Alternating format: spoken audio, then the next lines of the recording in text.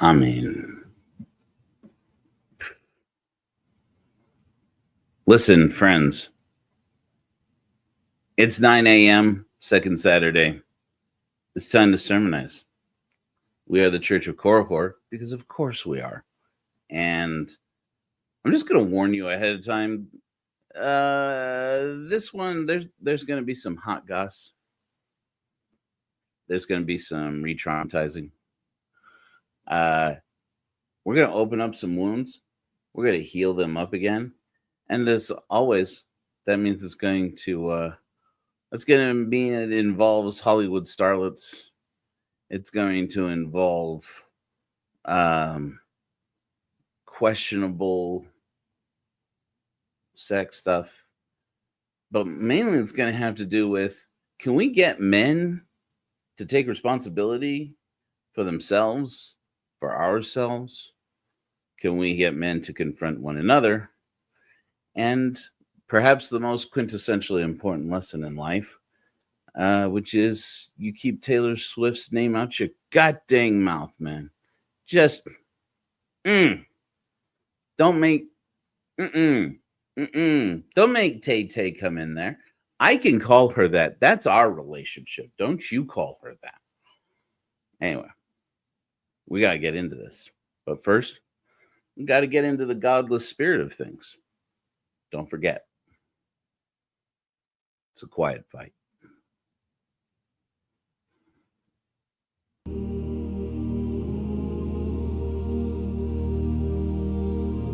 Never forget, it's a quiet fight. In their shadow, guard the light. We are still here, reason prevails. Arm in arm, we will not fail. Keep breathing, write it down. When words are primed, your breath is power now. Stay alive, level one. Bear witness, we're not done. Speak out when time is right. We remain, it's a quiet fight. Drink your water, move in the dark. Breathe in and out, don't lose the spark. Don't show your cards, don't give it away. Just stay tonight, tomorrow's our day. Live today, outlast their storm. Speak for those whose voices go unknown. Stay alive, level one. Bear witness, we're not done. Speak out when time is right. We remain, it's a quiet fight. Don't give up the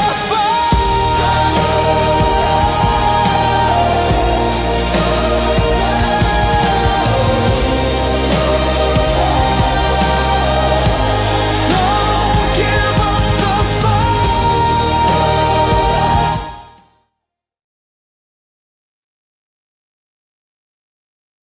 If it runs longer than 3 minutes, it doesn't count as a short on YouTube yet. I don't know. So you have to cut it off somewhere when it gets like when the robots start singing and they start harmonizing and it gets really good sometimes. Anyways, hey, have you been? I can't even. Yeah, sometimes it can't even.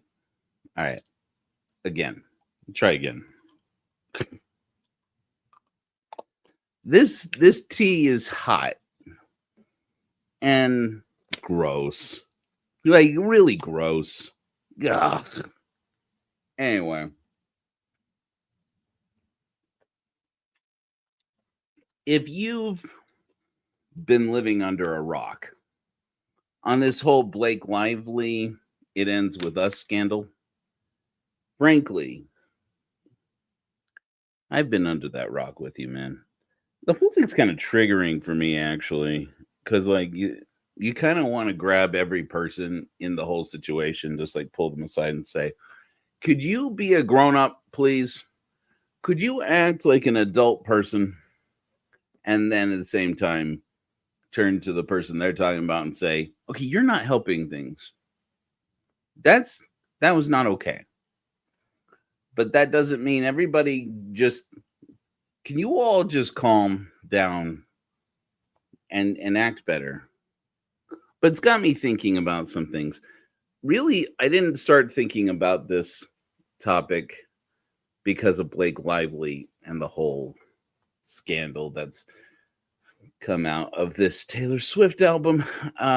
It's not even released yet, and it's already opening up all these old wounds. And they're not even that old. I mean, we're talking about a few months here. And I was just thinking about Superman because one of our regulars had mentioned when I had talked about, I've been thinking about this for years, and it's really come to a head lately that we need to have conversations, more conversations, and especially we need more men, more cisgender men, particularly, to have more conversations where cisgender men will hear us and understand what we're trying to say about why we have to take toxic masculinity seriously. And I feel like it really has started to come to a head in another head in terms of do we need to have a cultural conversation about this between different sides of political points of view, different sides of the social points, social contract, really, with the release of this new Superman movie. Because I happen to mention in one of our sermons or one of our podcasts about how I need to know, I'm trying to get everybody's thinking, as many people's thinking as I can, about if you believe that there is toxic masculinity, which there obviously is. So if you can't get your head around that, you're going to have to get your head around that. And as I have said many times, toxic masculinity, the more I learn about it, the more I realize that it hurts men first. And then we spend all of our lives hurting everybody around us. And it's easy to get caught up in it and say, well, that's not fair. And that's true. It's not fair. Guess what? That's how it works. But definitely the thing that's not making it more fair is for the unfairness of it to an individual person, to us as men, to then turn outward and weaponize against other people. And we tend to do that. We tend to do that all our lives under the excuse of, I've never known any different. Nobody, any kind of number of excuses. You know all the ones. Let's not go over it. So if you didn't know, last year, at the end of last year, a very successful film based on a very successful book came out called It Ends With Us. It's based on the book by Colleen Hoover, and it's directed by Justin Baldoni, who is an actor, very popular, very famous, good-looking guy, very woke guy, according to himself, according to everybody else out there. I think most people think he's very attractive. Me personally, I think it's a little much, but I'm not going to criticize the guy for his body or anything, but it's like, I don't know. It's not for me. But I see why women, particularly, I can see why people who find men attractive would see this particular type of men and say, yeah, that's a hot guy right there. I get it. So he gets a platform, and he's used that platform to try to call out toxic masculinity. Good for you, Justin. And he even won a bid to become the director of this film and the bad guy in the film. I went and saw it with my wife. Did not know, like very close to our anniversary, and it was like our anniversary date, I think, and didn't know that's what we were going to see. Uh, I'm like, oh, okay, so it has to do with putting trauma behind us because of the title. I figured I didn't know about the book, and I don't know. I've been living under a rock for that kind of stuff too. Um, Spoiler alert, because I mean, if you haven't heard about it by now and you haven't experienced it now, you're gonna experience. I'm just gonna straight up spoil it for you. The whole movie is made in such a way that you see it from the perspective of Blake Lively's character, Lily, and who is in an abusive relationship.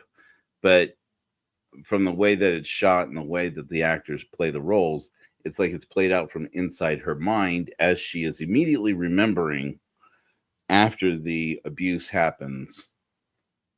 Her mind is basically rebuilding it, dissociating and rebuilding it as if that was just an accident. This was, you're such a klutz, and this is this, and so basically, by the end of the movie, my wife turns to me and says, he's beating her. He's beating her the whole time. I said, and I I was a total dummy. I was surprised at how well it had been pulled over me. I was like, no, she just, that was an accident. I mean, yes, he's like questionable in his behavior. It's like he's a little bit uber aggressive, right? But he wasn't even in the room when that happened. I mean, he was like over there, or whatever. And then all of a sudden, Lily, at the end of the movie, it was like right after Molly said that to me. That's when she has flashbacks and she realizes she didn't slip up. She didn't have an accident. She didn't. He pushed her. He slapped her. He hit her. And then she decides, while she is pregnant with and giving birth to their child, that she's not going to let him be the father of this child.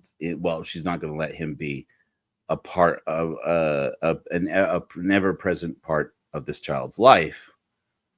And so, hence, it ends with us. And so she tells him she wants a divorce.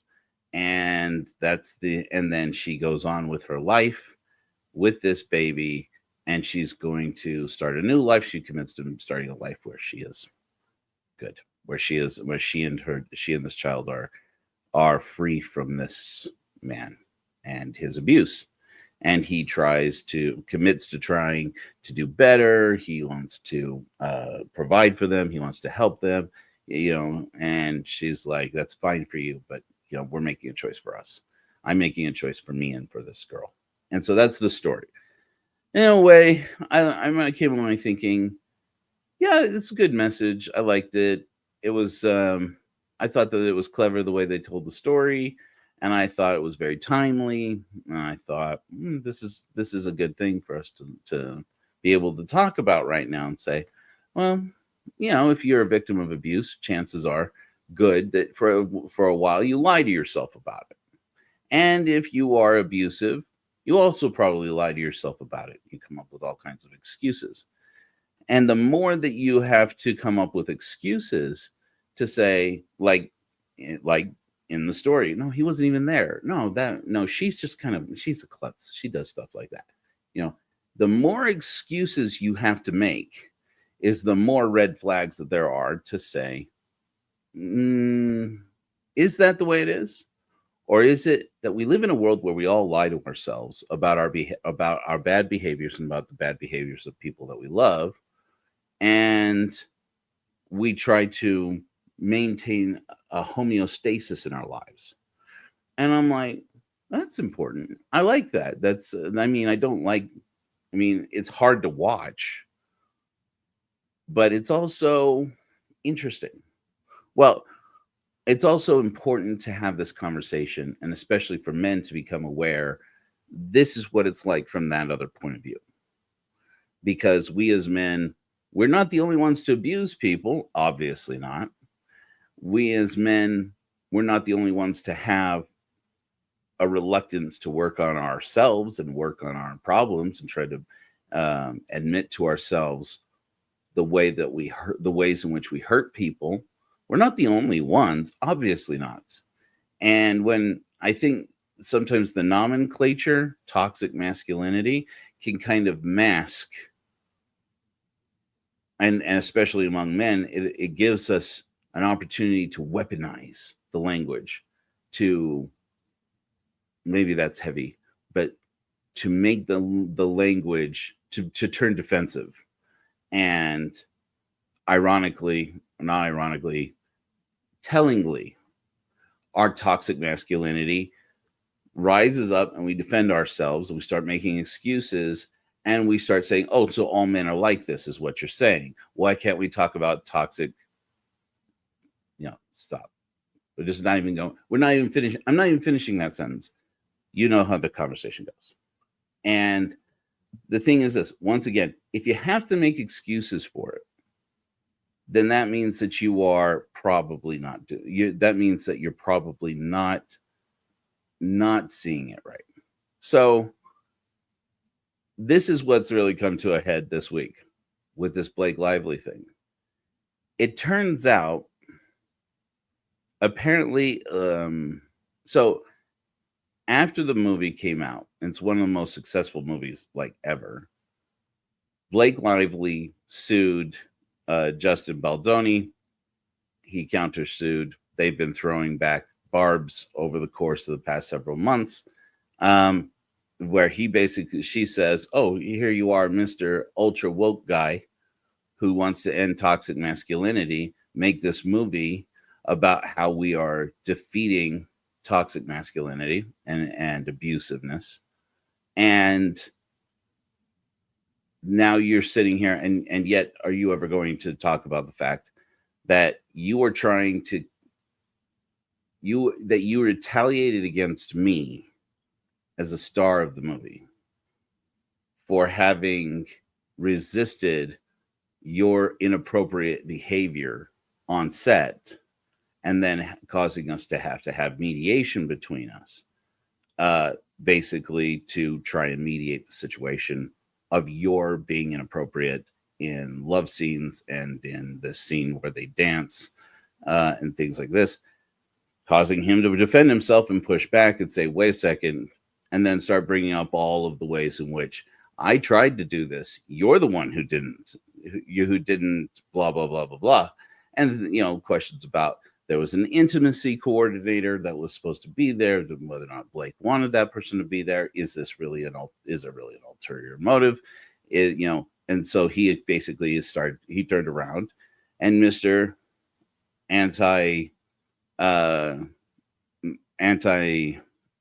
Toxic masculinity turned around and said, okay, basically this woman and her husband, Ryan Reynolds, holy crap. Are you doing this, guy? Are you doing this? You going to bring this in? You're going to bring Ryan into this? Because that's, I don't know that that's smart. Even if it's true, I don't know if it's smart. He basically has accused Blake Lively and her husband, Ryan Reynolds, of basically using this movie and him as the director and producer of this film as a way to get more control of the film and to basically get more control in Hollywood. And he's like, I'm not going down like that. I'm going to go down fighting. Okay. I mean, look, do you have a right to fight back? Do you have a right to defend yourself? I guess, yes, we always going to have to say so. Does that make it the right thing to do? I always always go on the side of, do we have to? It's not even about, is it fair at that point? It becomes, if we do this now, who's going to get dragged into it? How many people are going to get hurt? And in the best possible scenario, how's it going to come out? I mean, even if you win, do you win? That's the question that when it comes to these legal fights. Because when it comes to legalities, I mean, winning the lawsuit doesn't make anything right or wrong.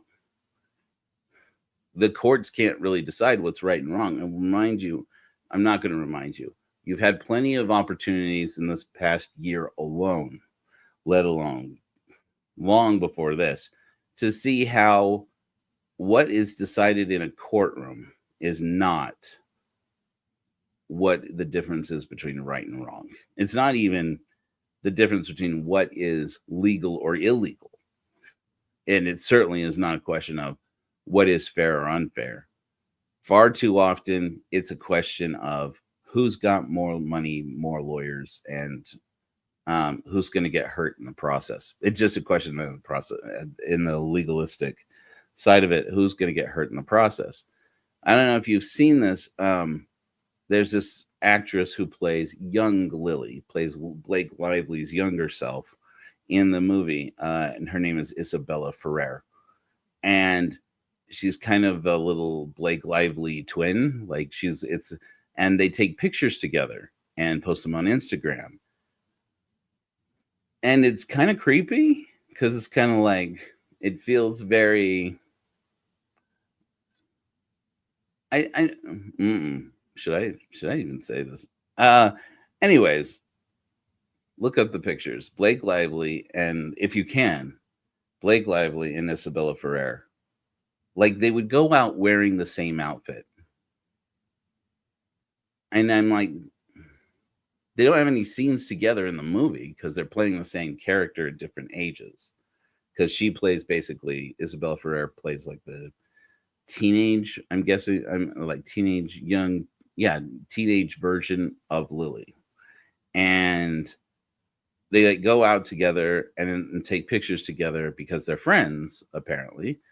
And then as these lawsuits start heating up, this woman, Isabella Ferrer, starts to take her pictures down. And it comes to the forefront of the conversation that is because she is basically being coerced by either Blake Lively or Justin Baldoni, somewhere in here, to start to be a witness in these court cases where they're suing each other, and about the fact that she has these scenes in the movie with Justin Baldoni directing her, and she apparently had no problems with him like Blake Lively had. Then there's talk about there's at least one scene that may or may not have been almost written by Ryan Reynolds, just like jump it in there, like, now let me get in the middle of this. And it's like, wait a minute, Ryan Reynolds, just because you are married to the star doesn't mean you're part of this guy. And so it's like, do we have to have a conversation about Ryan Reynolds? Because we're not ready for that. We're not ready for that right now. And then in the middle of all this, apparently there was a text message. It's recently come out in the discovery process that Justin Baldoni has proof, text message conversations of a conversation which Blake Lively said calls herself Khaleesi and refers to Taylor Swift, who's like bestie forever, tons of pictures of them going out and so forth. Bestie, BFFs. Her refers to BFF Tay. I can call her that. You can't. As one of her dragons. And that apparently that is the reason when, the discovery of that, and or some rumor about Blake Lively apparently may have blackmailed Taylor Swift into being one of her witnesses in the court case, or into going public with her story about how visiting on set, which Taylor Swift apparently is saying now she never even went on set while they were shooting the movie, that she's got to come out with what she knows about how Blake Lively is not lying about all this. Apparently, the story that's been circulating around the hot goss is that Taylor Swift and Blake Lively, ever since about January, haven't been able. Their relationship is over. They don't talk to each other. Taylor Swift is really pissed at her for, I was supportive of you. I took, we were friends, and I had your back on this until I found out that you talk about me like this behind my back. And apparently, and of course, these are adult people who are friends and care about each other and care more about the cause of fighting toxic masculinity and fighting abuse and doing more for everybody, and put their personal egos aside and sat down with a cup of chamomile. And I'm kidding, they didn't. Apparently they actually are feuding, and apparently they aren't talking right now. And so none of this would even be a part of this conversation, because I want to talk about something completely else, and let's just do that. The end result is, however, that just in like the last 48 hours, as the tracks for Tay-Tay's new album, Life of a Showgirl, have come out, there are 2 tracks that seem pretty blatantly to be about her breaking, the end of her relationship with Blake Lively, which has everybody speculating, wait a minute, she's been writing these songs since last year, since last summer. She's been recording since last summer. When did this rift start? Didn't it suddenly start with the lawsuits? Or was there something else? If it was about her relationship with Blake Lively, maybe it's not about Blake Lively at all. Maybe this is all overblown. But it's bringing up enough fresh wounds that now apparently, even though at least the lawsuits, because Justin Baldoni, Mr. Let's Put an End to Toxic Masculinity, he's given a TED Talk about putting an end to toxic masculinity. He had this podcast where he talks to men about we need to put an end to toxic masculinity. By the outward appearance of this guy's doing the work. And he sued Blake Lively for $400 million, accusing her and her husband of trying to take over the movie. Colleen Hoover, who wrote the book, oh yeah, remember that? The person who actually wrote this story to begin with? She started to take down all the pictures she had taken with Blake Lively too, apparently just trying to dig in to protect herself in the middle of this big fight, as it just is going to get bigger and bigger and worse and worse. Anyways, Justin Baldoni apparently also launched a separate lawsuit suing the distribution company? Or the studio for like $250 million more. And it's like, both of those cases were thrown out in June. Whether or not that's warranted, like I said, the court doesn't decide whether it's right or wrong. The court just decides whether or not you have a case. And they're not, and as you have seen, they don't always get that right. It's hard to say who's right sometimes. Anyway, I was talking about toxic masculinity while all this was going on. And hey, how do we start to, as the Church of Korihor, start talking about how if there is a toxic masculinity, maybe there is healthy masculinity, or what you would normally say constructive masculinity. And one of our dear listeners who's been on the show, who's been in the comments or anyways, and, been part of our community here for a while now, said, the new Superman is like the ideal construction of constructive masculinity. And I was like, I've heard this. I at least knew. I didn't have a lot of interest in seeing the new Superman movie. I get my heart broken a lot because Superman's like one of my passions from my childhood. And I've been really disappointed mostly by the movies that have come out in my adult years. Christopher Reeve is always going to be my Superman. Henry Cavill looks good in the suit. I just didn't like the movies and didn't like where I was going. And I actually thought Brandon, is it Roth? Deep in Brandon Routh? I thought he was at least he at least looked the part, and I'd always felt like he didn't get a fair shake at being the good Superman. Anyway, and then we went and we saw. I said, but maybe this one, yeah, it does look okay. It does look good. Maybe I should go see it. I like what's his name? Gunn. I can't believe it. I forget. Is it Tim Gunn? No, that's Tim. No, Tim Gunn is. I'm not doing great with names since my 40s hit. Anyway, I like his movies okay. Tim Gunn's somebody else. I like him too, but he doesn't make movies. Anyways, I went and saw Superman yesterday and took my kids, my older two, and they absolutely loved it. And I loved it. I thought it was really good. At the end of the movie, I'm driving home with my kids, and we had this tender moment. My oldest Scarlett, and my middle child Elijah, and I asked them what their favorite parts of the movie were, and they went over, they liked the part with the dog and so forth, and I think that the new Superman is really cute, and stuff. And I'm like, okay, cool. And I happen to say, spoiler alert, this is not going to give away the whole movie. No, I'm not going to spoil Superman for you. It's really good. You should go see it. I'm not going to spoil it for you. I said, but there's this moment where he realizes that his father, Jonathan, is proud of him. And that was the real healing he needed. I'm just going to get that far. And that was the healing he needed.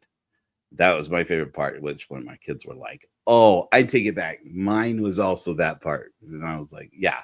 So, but I thought, this is good. This is actually I was reserved about this movie being a good example of how we can heal toxic masculinity and start building better role models and start putting into the zeitgeist of our culture that we can have men in our society who represent to other men. You could be a better person, and we could all become better men. And that over the years, I have been considering how I look to positive examples of atheists and agnostics in history that have been like that influence for me. And to do that, I've had to kind of take it with a pinch of salt, because whenever you talk about there's been this great man who was a great example of what I think embodies positive masculinity to me, constructive masculinity to me. If you dig into that person's life, we have a tendency to put God or Jesus or the saints or some kind of religious iconography to what it means to be a good man. And this is part of the reason why Superman has been such a difficult subject to make good movies about, is because Superman is considered to be boring, generally speaking, because he is virtually flawless. Even in the Superman movies that came out when I was a kid and back in the day, those Superman movies with Christopher Reeve, they did, people remember them, I think, as having no moments where Superman is actually flawed or shows any flaws and any improvement in his character. That's not true. If you watch them, you go over them again, that's not true. That's not true at all. But most of the time, he's such an upstanding citizen and such an exemplar on what it means to be the ideal man that that people get turned off by him and say he's not relatable. He's not a relatable character. And this has kind of been the problem with Superman. And this new Superman was kind of an experiment in, if you just have him talk more like one of us, you get most of the way there. And if you put him in a modern context and make him Superman in every way, but just a little less stoic and a little more frustrated and a little more and a little more human, you could actually take this ideal of what it means to be a man and to be the Superman and explore the humanity in it and say it's not about the fact that he doesn't make mistakes. Nobody expects him to not make mistakes. Nobody expects him to be invulnerable. Nobody expects him to be completely immune from foibles, from harm, even from evil. We just expect him to be working on himself. Well, the same is true with any person's character, any person's life. You're gonna, if you get in deep enough, you're gonna look at it and say, okay, well, there are all these ways in which he was not ideal, in which he was very human and made very human mistakes. And do we really want to hold up a person like so and so? We have to address this very difficult question. There's a nuance to be applied to say a man can be a good man who sometimes needs to work on himself and do better. And where the line is between when a good man who needs to work on himself and a man who is an a-hole who is abusive of people, the line is drawn by how close you are to him, or how close you are to somebody like him, or sometimes that line is very clearly, there was a point in time where he could have chosen what kind of man he was going to become, and he crossed the line, and at that point there was no coming back, where most of us can look at that and say, no, that's not a good man right there, and sometimes that line is easy to see. Bill Cosby, yeah, it's pretty clear to see, yeah, you crossed the line there, guy. You crossed it many times. You did it over and over again, right? One of the more complicated people in history, in recent history, for me, has been Louis C.K. I think Louis C.K. is really funny. I really like him, generally speaking. Now I can't even watch his comedy, and it breaks my heart, but I can't, because now he's making jokes about how he hurt these people, how he hurt human beings. It's not even that he hurt women, or we tend to focus on the hurt when it happens to women or when it happens to children, but it's what if the hurt happens to animals? What if the hurt happens to people of a particular ethnic group? How much of that is toxic masculinity? It all is, if it's motivated from a reasoning that says, I'm a man, we do manly things, and that's what people like about us. And part of the problem that comes out about that is that it's not entirely untrue that some of the things that we think of as toxic masculinity are what other people like about certain men, right? And that, again, in this day and age, it feels like it's coming up more raw than ever before in the age of Donald Trump. Not speaking about the man's politics, I'm talking about the moral example. Okay? That when, 2 times now a man has been elected president who bragged while the world watched and listened and said that if you're a star, you can grab a woman by the pussy. Said that.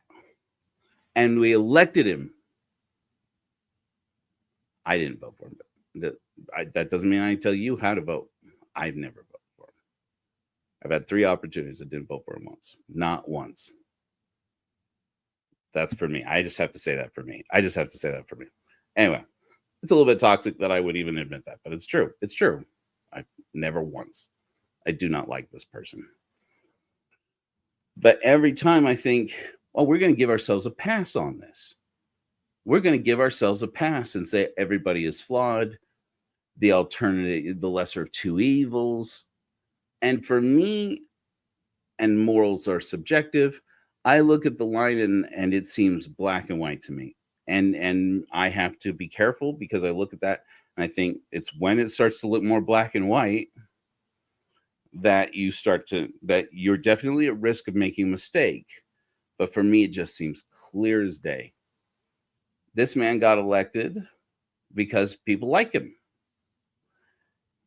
And if you like him, You like that he treats women this way. You like that he's had these affairs. You like this at some point. And maybe you can tell yourself you don't like it. Maybe you're right. Maybe I'm wrong. But it's hard for me to think to have much respect for any person who looks at that and says, "Oh, that's locker room talk. All men do that." Remember that? Oh, all men do locker room talk. Did you see those interviews with why names? There's some science behind this. Why it is that as you get older, names are the ones that slip, the things that slip. Jordan from the Daily Show. What am I thinking of? Schlepper? So, what's Jordan's name? Why names of all things? Why not dates? Dates I usually do pretty well with. Anyway, remember when he did all those interviews where he would like go out and talk to people at Trump rallies and say, "What do you think about Donald Trump saying this? This about women, or about the fact that he, this or that." Usually, he was talking about this entertainment TV interview with Billy Bush on the bus from way back when I remember I was at the ex-Mormon conference in Salt Lake, and somebody came up to me and said, "Did you see the thing about Trump?" And I was like, "Ugh, Klepper. Thank you, MB." Why did I say Schlepper? I don't know. I'm getting old, you guys. It's happening before your eyes. I'm sorry. I'm not sorry. It happens to everybody. But I am kind of sorry, though. And somebody walked up to me and said, "Do you see the thing about Trump?" And I was like, "Oh, God. Why is he even in this? Does he actually think he could win?" I remember that. I remember thinking, does anybody actually think this guy could win an election?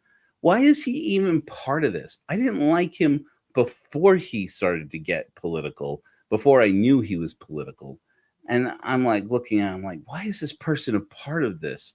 And somebody said, "Oh no, this tape, you got to sit down and watch it." And I remember watching it and going, well, that's the end.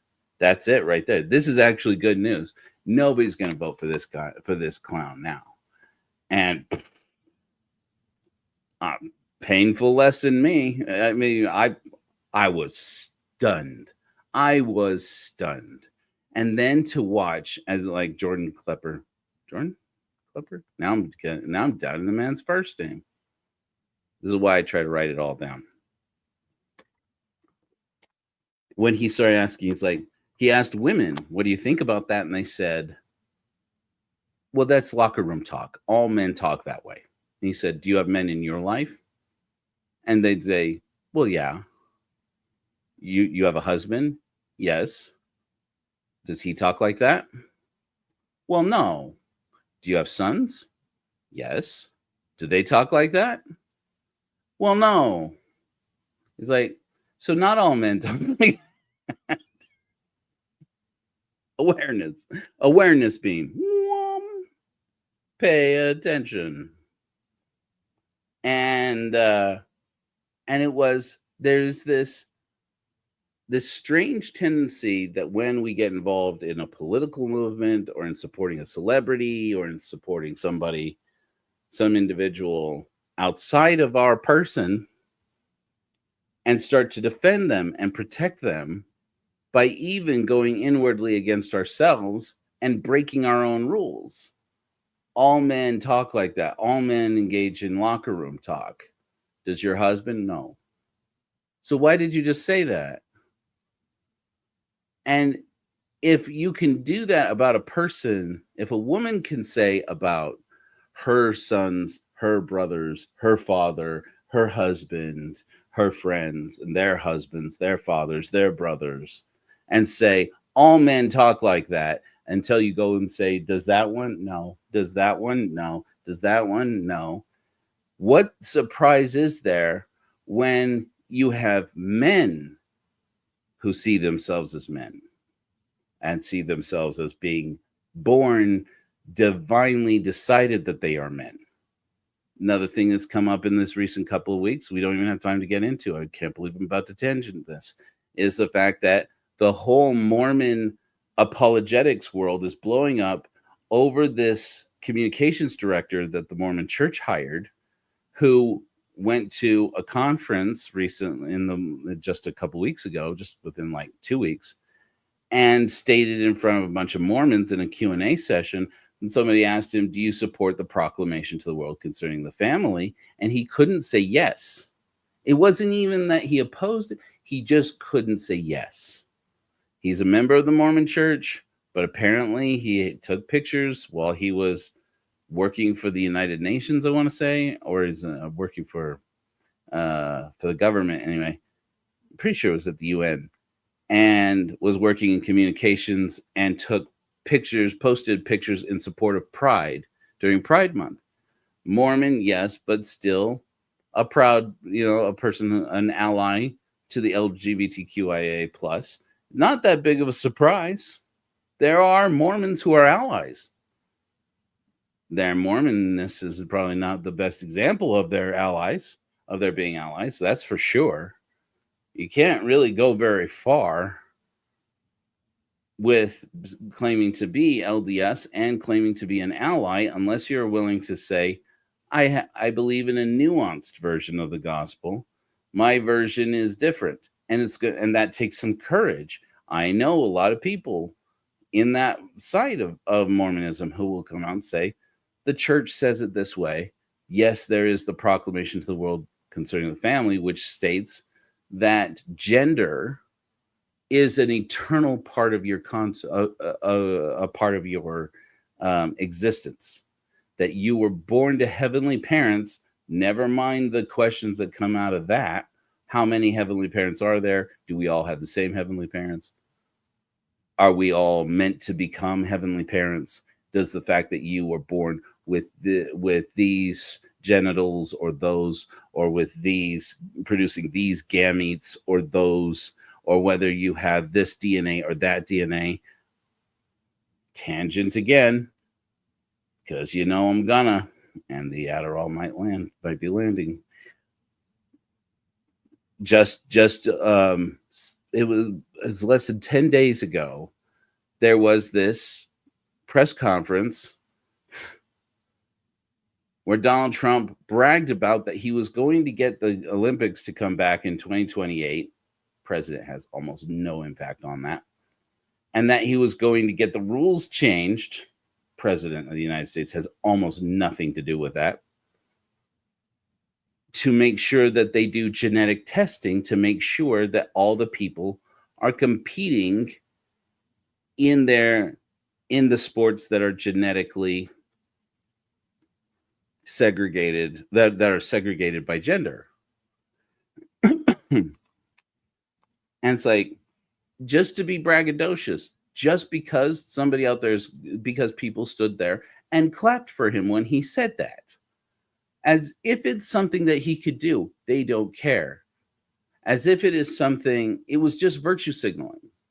That thing that people like, names. Ben Shapiro. I remembered your name, Benjamin. You're not going to like this.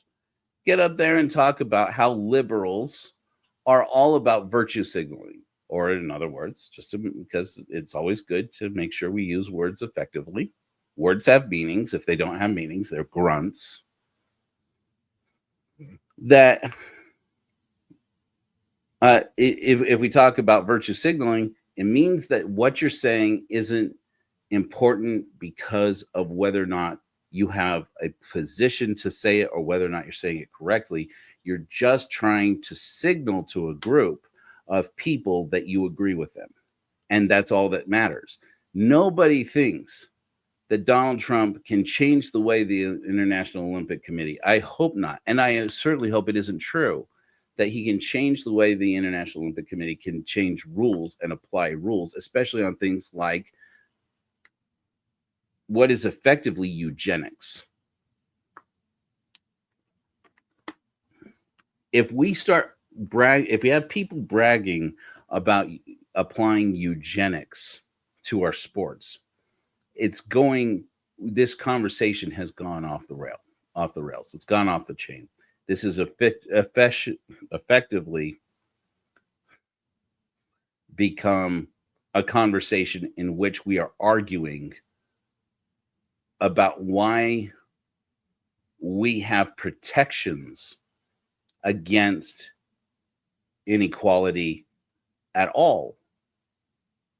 So I just wanted to bring in a couple of examples because I feel like in our society, there is nothing more toxic masculinity, nothing that fits better under toxic masculinity than God. Because as soon as you say that you believe that God is good, you're going to have to make an excuse for his masculine behavior. And it's not going to be good. And if you have to make excuses for their behavior, that is the point at which, once again, like I was saying before about if you have boys and men, cisgender, who hear and see that's the way even women in their lives, even their mothers in many cases, saying that's just the way men are. That's how they behave. Men only want one thing. All men are like that. All men this, all men that, all men this, all men that. And say, wait, so I can just get away with that? And we would all hope that when it comes to this behavior, the locker room talk, or boys will be boys talk, that we would all hope that we are raising a generation, even among the cisgender boys, of saying and trans boys, frankly, and non-binary boys, of we're raising a moral generation, we would all hope, who would look at this situation or that and say, even if I could get away with it, with behaving that way, I'm not going to try because it's not in me to act that way. And I thought, many times, how many times does something like the proclamation to the world concerning the family become the justification for this toxic behavior? How many times is it that's how God made us? That it is an eternal part of our nature as men to behave in this way, and when people shame us, they're shaming God because this is the way God made us, and because God is a dude. Most religions, God doesn't have a penis. God doesn't make gametes like sperm. In Mormonism, he does. I'm not backing down off this. You newer progmos can fight me all day long. I will bring you up the quotes. I will bring it up. I'll bring the goddamn receipts. Sorry for putting it bluntly to any Mormons who just are tuning in for the first time. Hello. I'm Exmo Joe. Do you want me to show you all the ways in which Mormon theology has been teaching from Joseph Smith downward that God has a dick? Do you need me to show you? Or that God acts like a dick? That one goes all the way back to the Bible. That one goes back before the Bible. Furthermore, do you want me to show you the proof that even monotheistic societies, that patriarchal societies that have been worshiping a male God, more and more evidence is coming out all the time that originally they used to worship a female deity, that they believed in the world's all life coming from a female deity, because frankly that makes more damn sense. And as soon as societies turned more hierarchical and more oppressive, that's when they started replacing this divine feminine with this masculine behavior, with this masculine God, because they wanted to defend this masculine behavior that got more and more toxic, and say that's the way that the real world is. Even in atheist circles, they have this. Even in our circles, this happens. People say it's human nature. And it's been all along, there's been this question. Long before we had terms like toxic masculinity, they had the term human nature. And they basically would use it to say the same thing. Oh, it's human nature for everybody to take advantage, for a man to take advantage wherever he can, and to figure that if he could get to it, if he could get anything, he deserves it. And that's why rather than resisting it, we should just harness it. And that became the justification for everything from capitalism to our justice system that looks the other way far too often when it comes to abuse, and an entire society built around basically the suggestion that consent is optional, and seeking consent is weak. And I can't help but look at this now as a man who's been toxic all my life and say, if I really doubled down and bought into that for the rest of my life, I would do only evil and vicious things. There was a deconstruction for me of toxic masculinity and learning to accept that toxic masculinity was real and it was a problem, very similar to and in tandem with deconstructing Mormonism and Christendom, if you want to believe that there is such a thing, and Christianity, certainly, and deconstructing God. Deconstructing religion and deconstructing toxic masculinity went hand in hand for me. And a big part of it was, I used to point this out back in the days before I began to really seek spiritual awakening here and spiritual epiphany. Even before I got there, I would bring it up and then I'd have to drop it because so many people would get hurt when I posted on Facebook somewhere or when I would bring it up in conversation or something. And immediately you couldn't bring this up without somebody saying, do you know that you're directly talking about trauma for me. This is just a conversation to you, Joe. But for me, that's real. That's big. And if you could just go gently about that. I really want to get to talking about positive examples, good examples of positive masculinity, constructive masculinity. But if you guys are in a safe place, I'm going to delve deep into Joe's toxicity. Just for a minute. Not deep. I'm going to shallowly dive into my toxicity. This is about 10 years ago. What was this? Yeah, about 2015. This is after I'd been kicked out of the church. I posted in an ex-Mormon group at some point a while ago saying, because it was just triggered. And I had said something about, it's easy to say,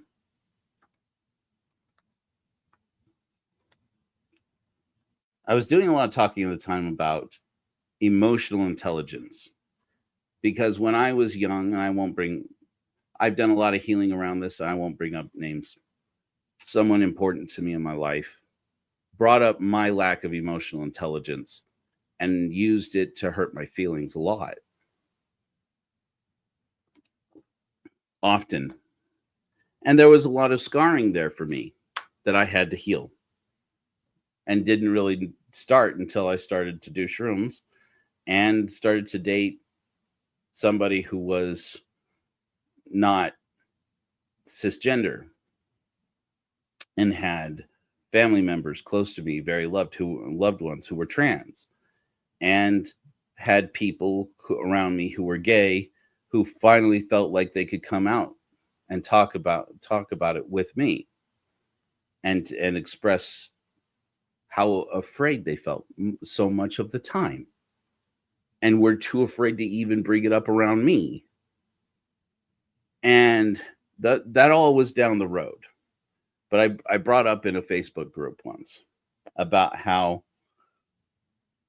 it's easy to say you have no emotional intelligence to a young man who is being raised in a world where the less emotionally intelligent I was, is the better I did, especially as I started to date girls.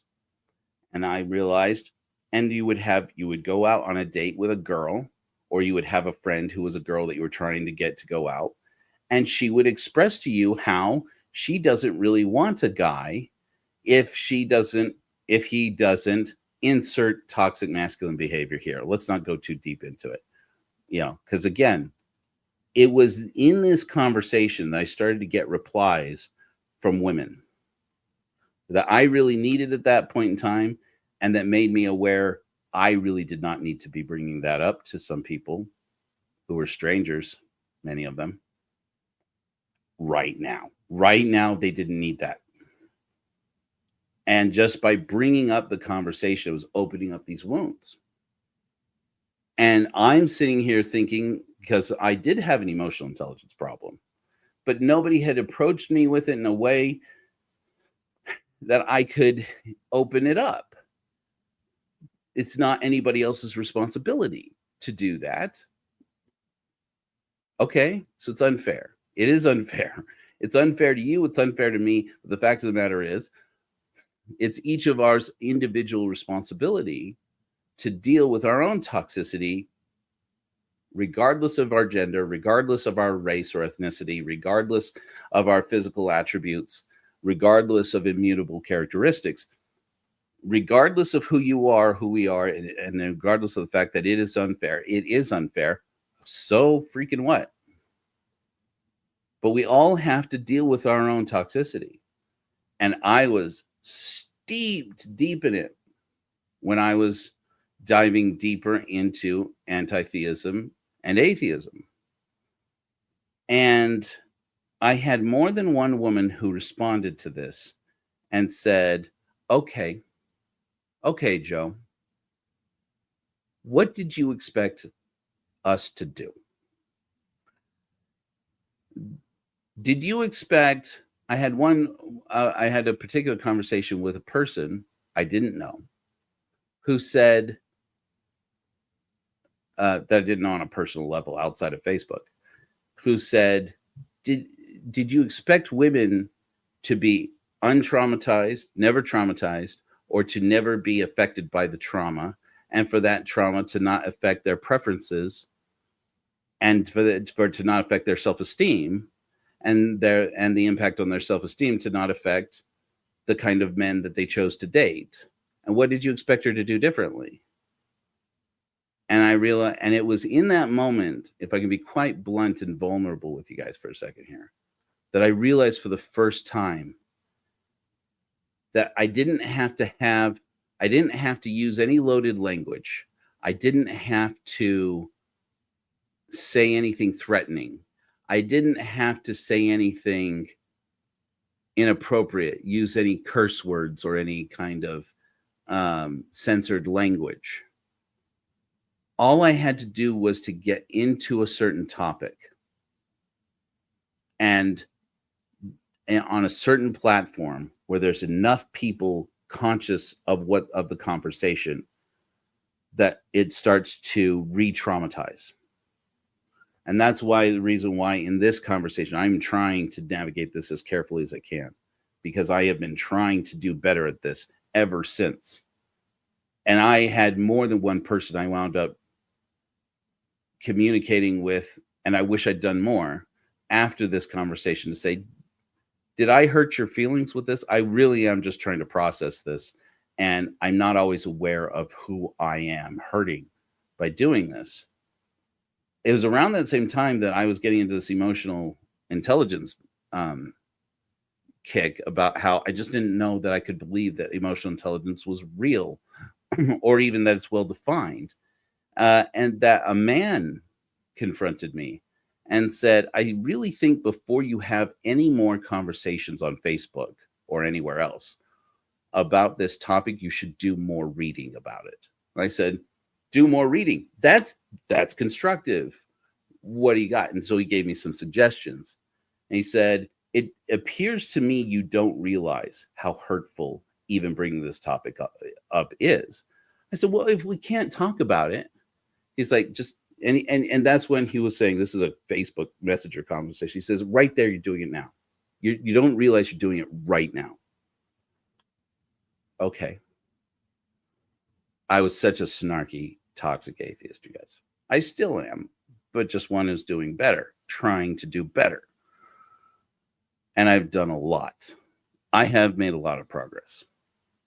I will say that. I'll give myself that much credit. I've made a lot of progress, but it has been hard it is hard in our society to deconstruct toxic masculinity. In I won't say it's harder than deconstructing God. It is effectively the same.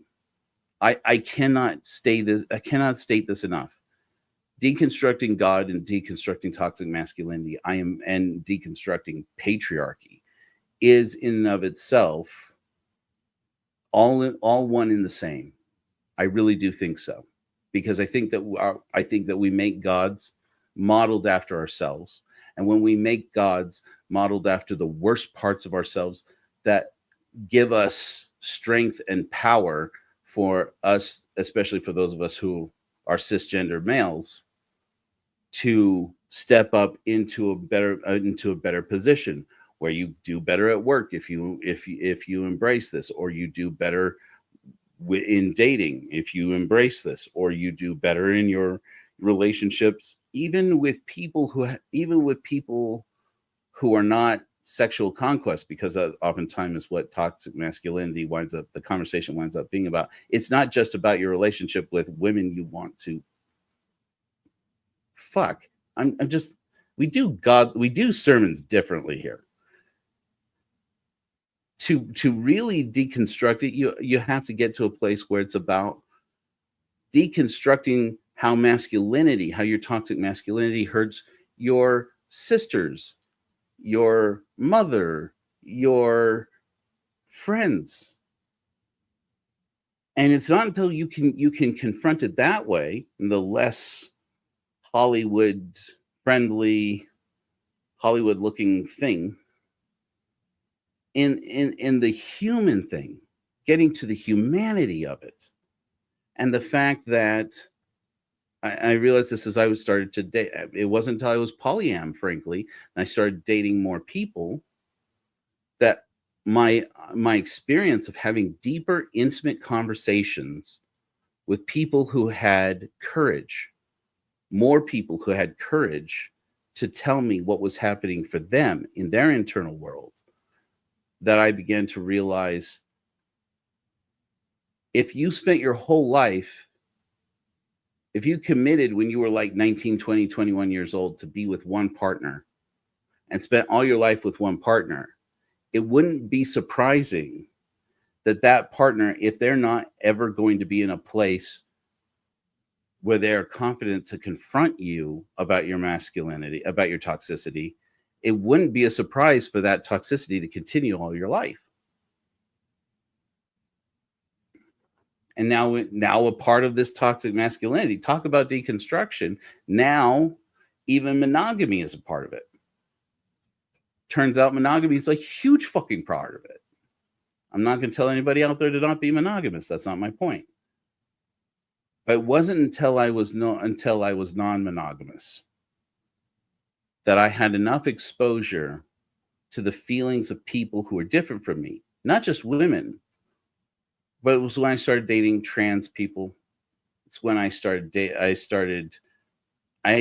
haven't dated any men, but when I started to get closer to allowing this side of myself, I've talked really briefly about embracing my own bisexuality and getting closer to certain men who that might become a thing. I'm still not in a place where I can let that fully flourish for me. And I've repressed it enough all my life to be able to say, I could live and die without that ever becoming a thing. This is enough.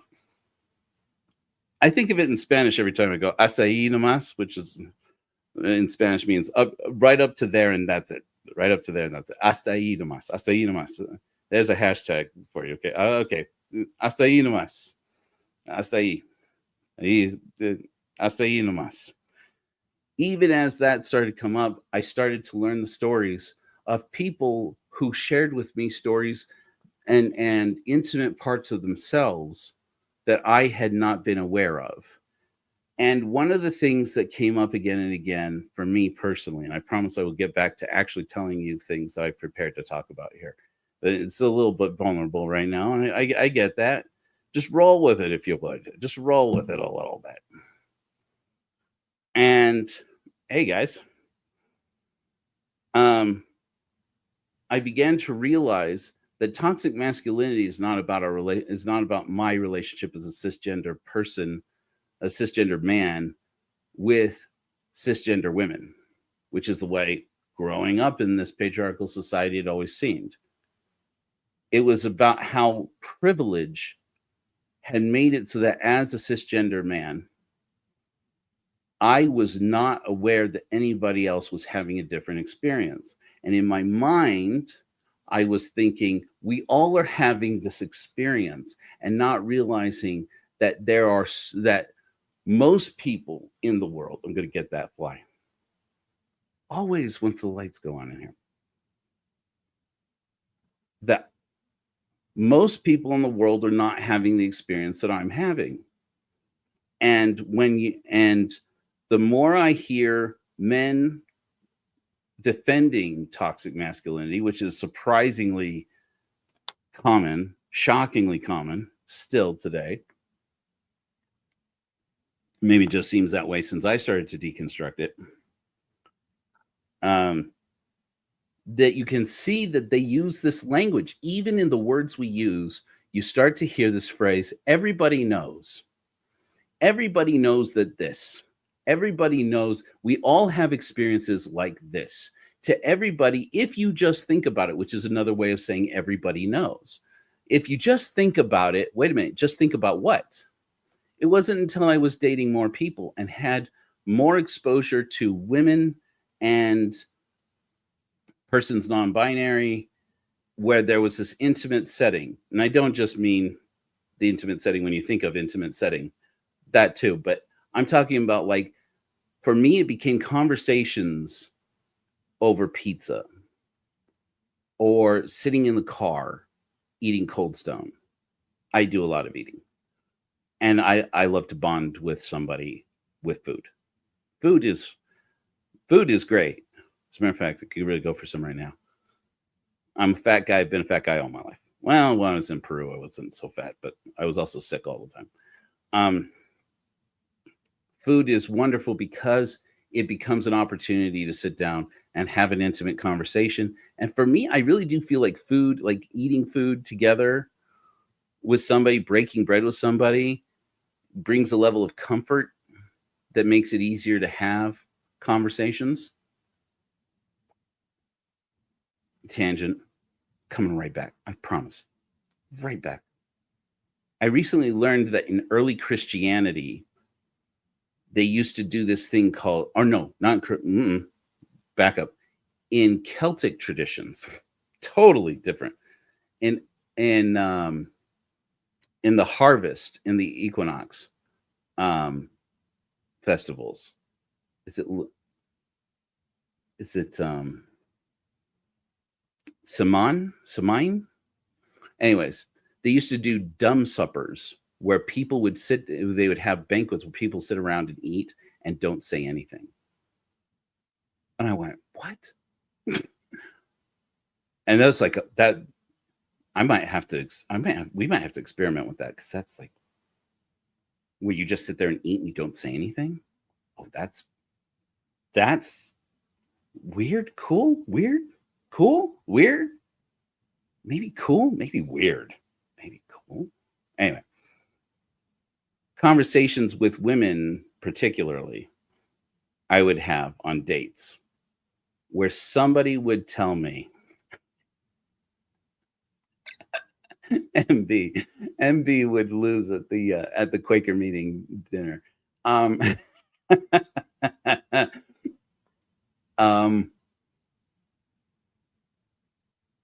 Women who would confess to me basically that they had been afraid all their lives. And it's embarrassing to admit now, I was shocked. It was so different from my experience, which is weird, embarrassing, as I've come to realize that autism has made me afraid all my life. But more than afraid isn't the word. Really, I've come to lately, this may just be totally constructed in my adulthood, out of false memory, but it does resonate so deeply with me that real or not, I can see back to my birth, my whole life, that there was a low level hum throughout all my life where I was kind of screaming. So really wasn't that I was afraid, it was that I was triggered. It was like it's like all my life, my whole nervous system has been on fire. And I didn't realize it until there was enough nomenclature, till there was enough language to say, oh, that's ADHD, that's autism, that's triggered, that's this and that. And it's not until I was aware of the language. Number one, there had to be the language. Number two, there had to be enough people speaking up and saying, activists and professionals, psychologists, and so forth. There had to be enough conversation about the science before of it, and even the sociological side of it, which I guess is a science too, I guess.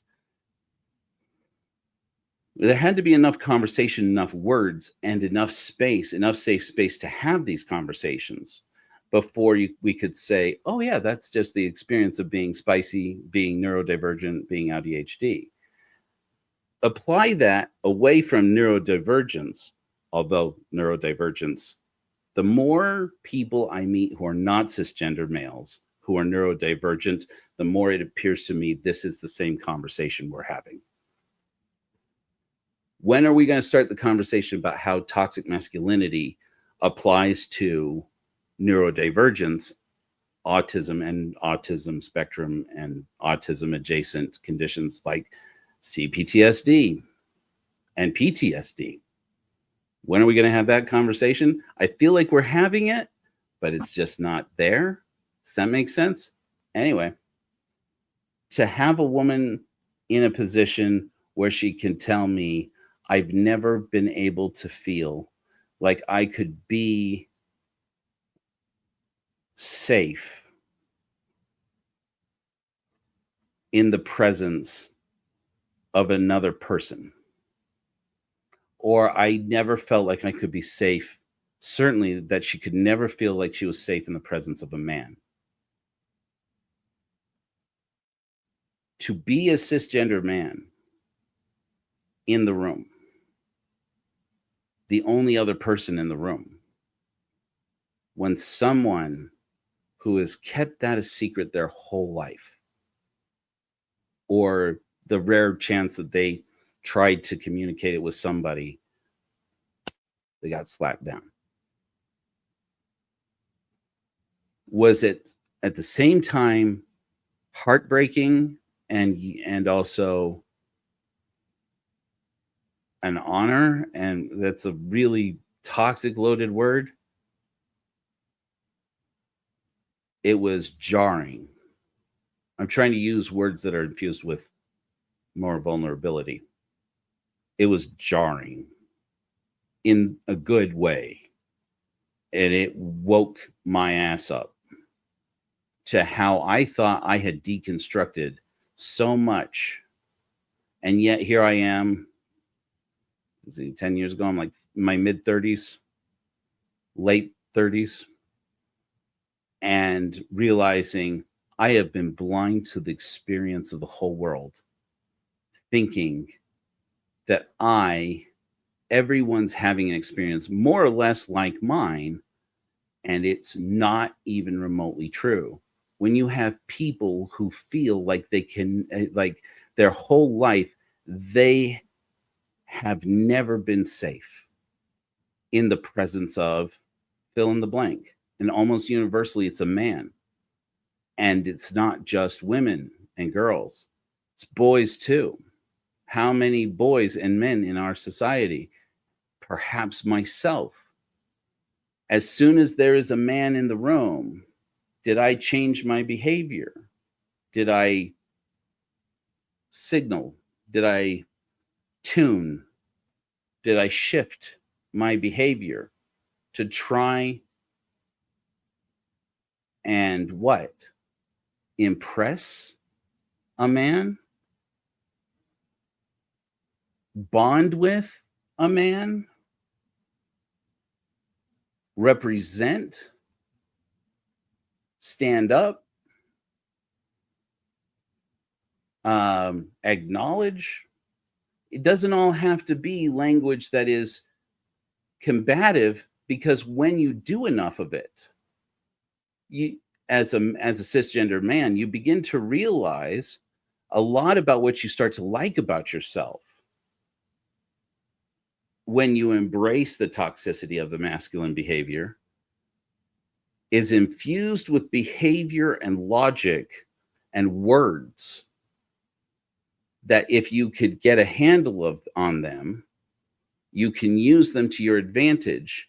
And because I was a man by anybody's, well, yeah, pretty much by anybody's standards, and most of my life, that was the thing to be proud of. I'm a man. Oh, yes, I am. Because I could get a handle on it and use it. But if I wasn't, if I were a woman and I tried to get a handle on that language, get a handle on that behavior, now I'm, would I be more of a manly woman? No. What would I be?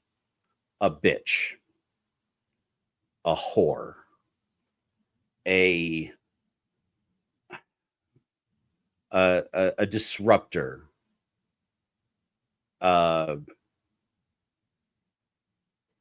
insert here, right? Toxic masculine shit. And what's the difference? The difference was getting a handle on this behavior that men use to signal to other men, but not being what other men recognize as a man. Because you don't look like it, or because you don't sound like it. And to realize that here we go in this environment where, because I didn't have to worry about that all my life, I had blinders on, masculine blinders that said everybody's having this experience, right? Excuse me. Hello. Excuse me. Hello. Are you? I'm trying to. Can you let me have this conversation about how we're all having the same experience? What are you doing here? When did you people get here? And it was my whole life, I didn't realize, was surrounded by people looking at me and saying, does he not realize he's hurting everybody's feelings right now? And here I was all my life. Like I told you, there was somebody close to me, and I healed a lot of this. We don't have to bring up who it was. Who pointed out to me pretty much from the time I was a small child that your emotional intelligence is really low. And I thought that they meant that I didn't have feelings.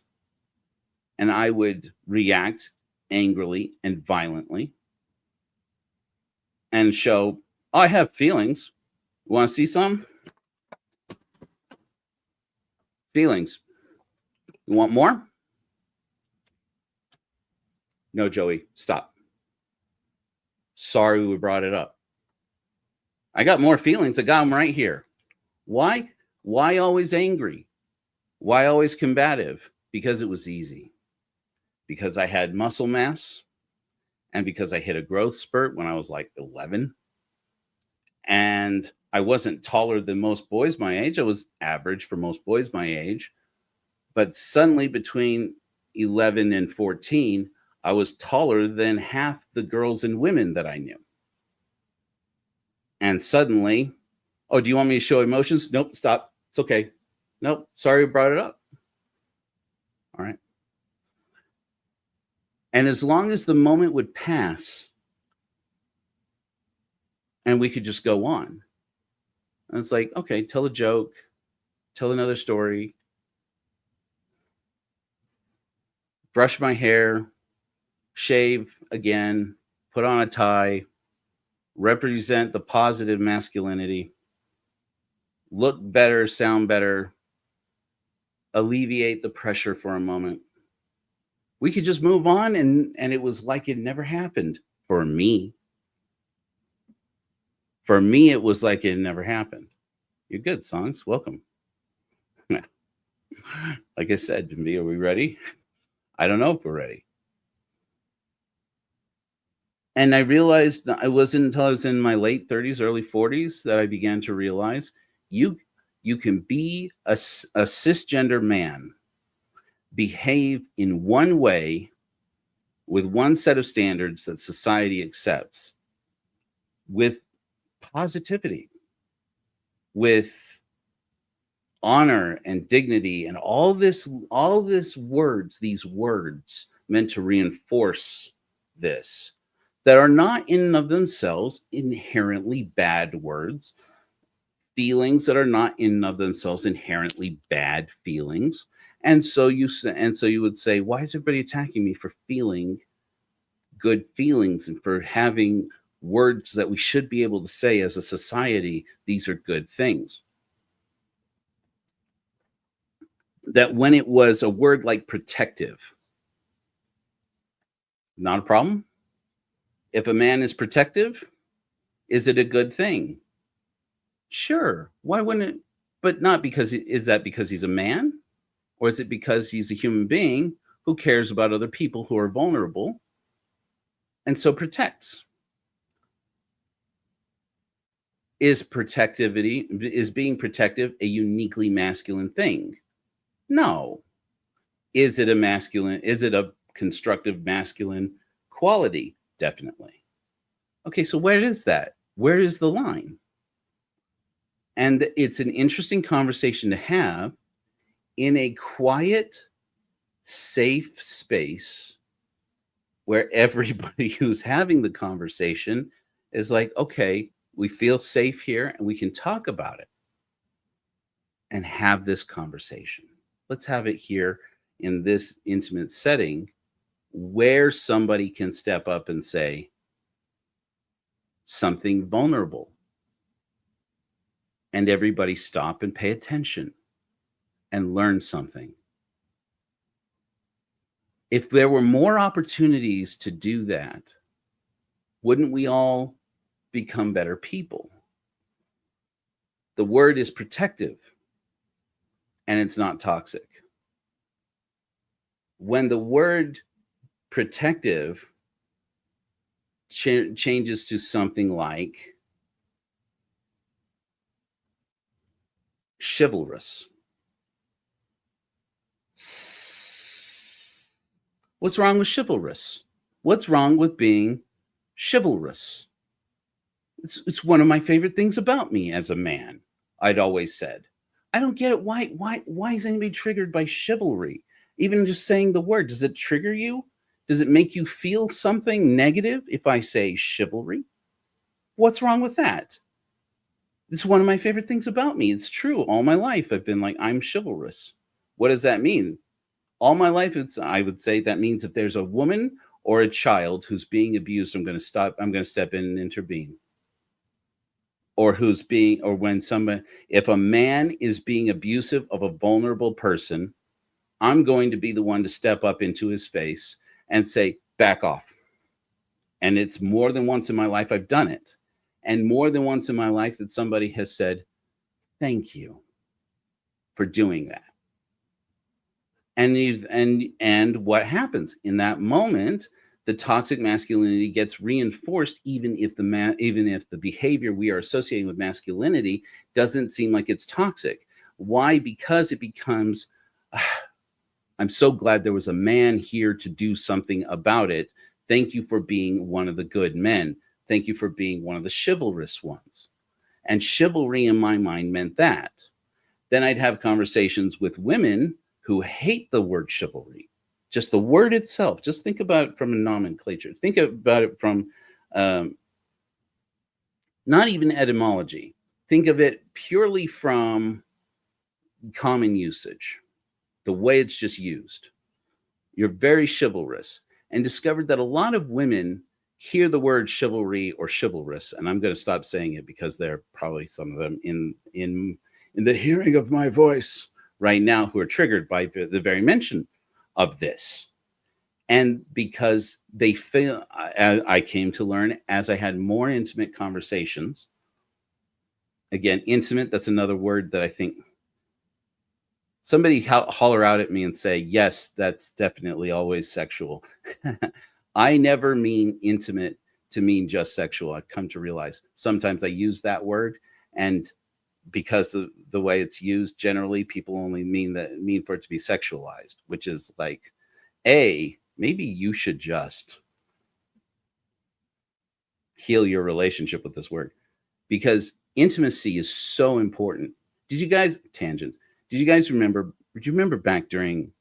Was it just prior to the pandemic or during the pandemic? Thank you, MB. MB is becoming increasingly my sounding board. MB, can I just get your phone number? I think I do have your phone number actually. Do you remember when the Daily Show? Why is it names now? I never had a problem with this before. Daily Show after Jon Stewart, before whatever we're doing now. Trevor Noah had this thing that he did, and I thought everybody needs to hear this. Everybody needs to hear Trevor Noah saying this. But of course, this is when I was having spiritual experiences like all the time. All of a sudden, I was deconstructing this toxicity.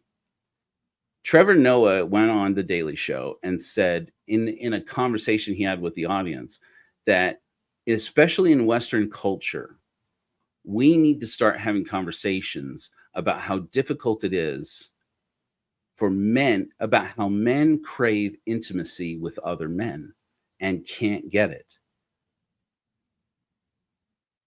And I went,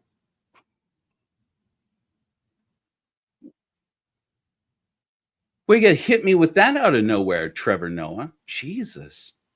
Is that true?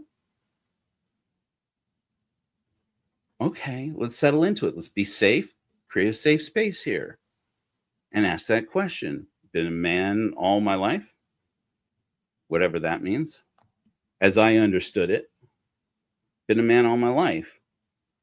Have I been spending my life craving intimacy with other men, but unable to get it, unable to create it, because I was afraid of being perceived as sexually pursuing men?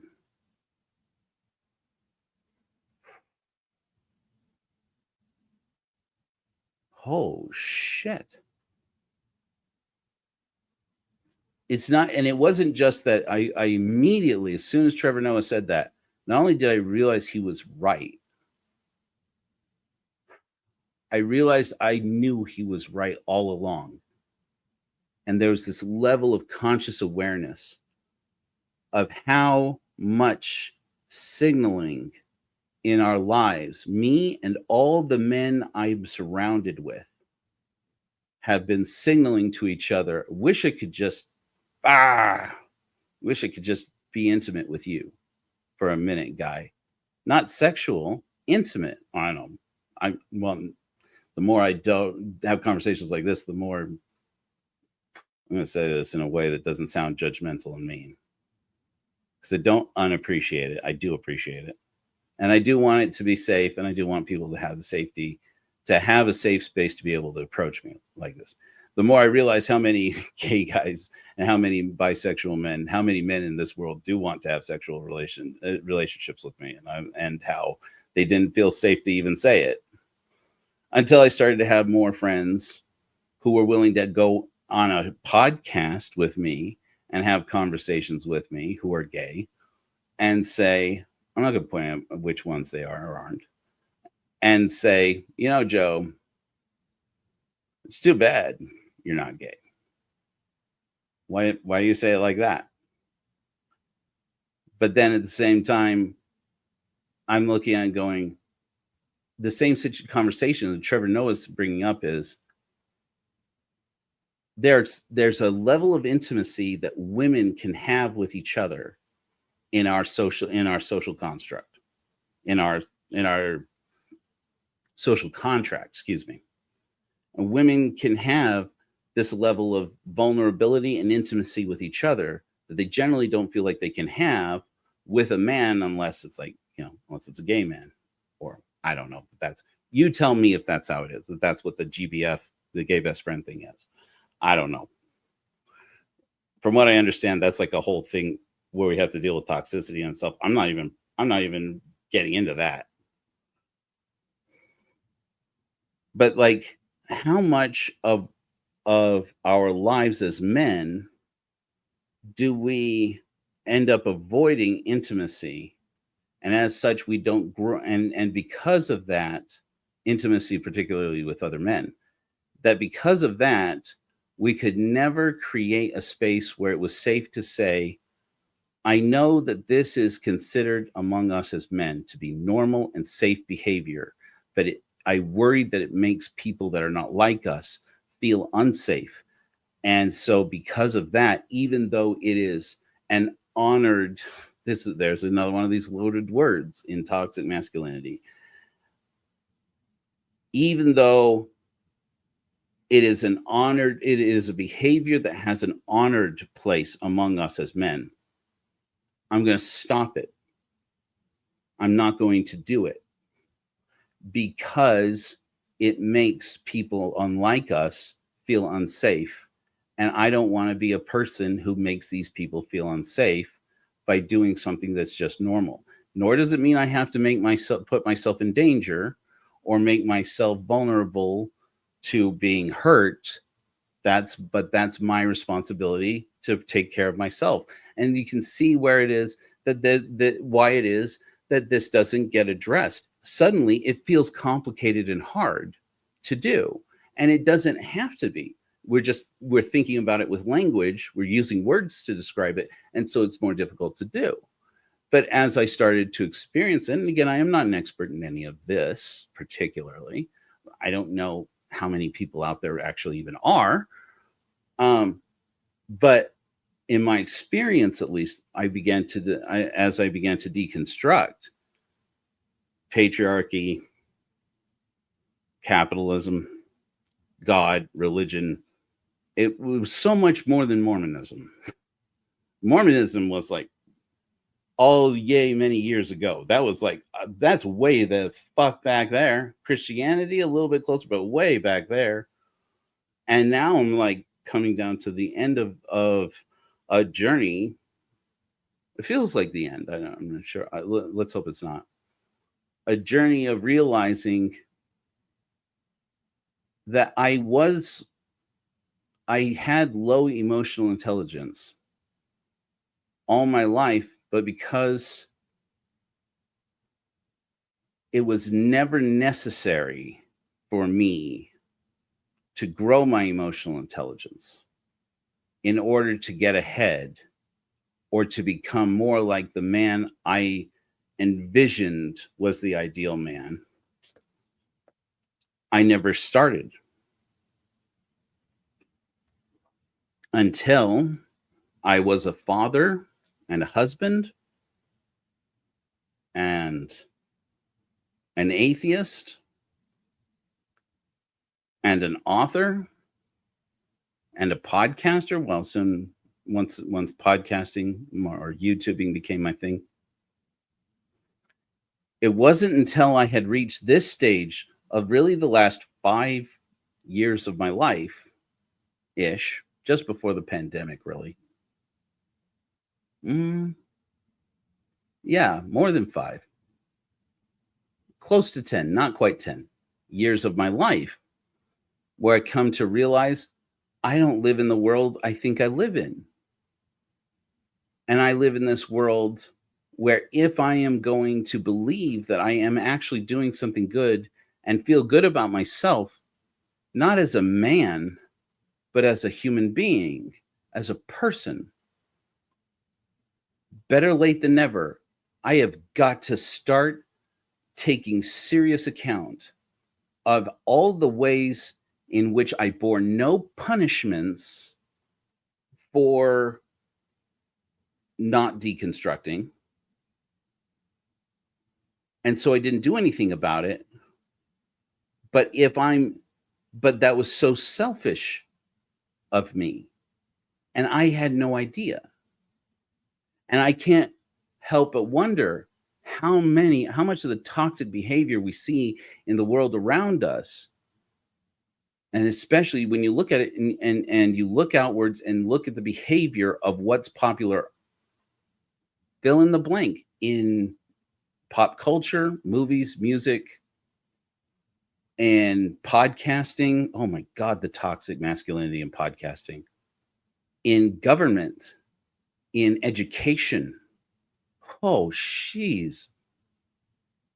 the toxic masculinity in the world of education, medicine, how so many needs of women's bodies were neglected, have been neglected, are being neglected because they're not men. And it's just going on.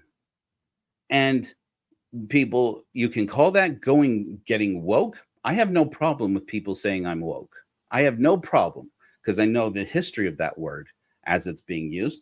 And I say, if being woke means being aware of social injustices and being aware of it all the time, woke my ass up all day long and to the max. I cannot get woke enough if that's what it is. And especially if it is being about being aware of white privilege and how I have benefited from it my whole life. I once got on X, was called Twitter back then. If those of you who remember that, like me, we used to call it Twitter. Kate Kelly and I, we weren't close. I'm not claiming that. But we communicated a few times. Kate Kelly, if you don't remember, was a Mormon activist at that time, who was excommunicated from the Mormon Church around the same time that I was, for standing up for her organization, Ordained Women, which I don't think she was the founder of, but which she was the primary leader of. The primary leader. I didn't mean it that way. The Mormons know.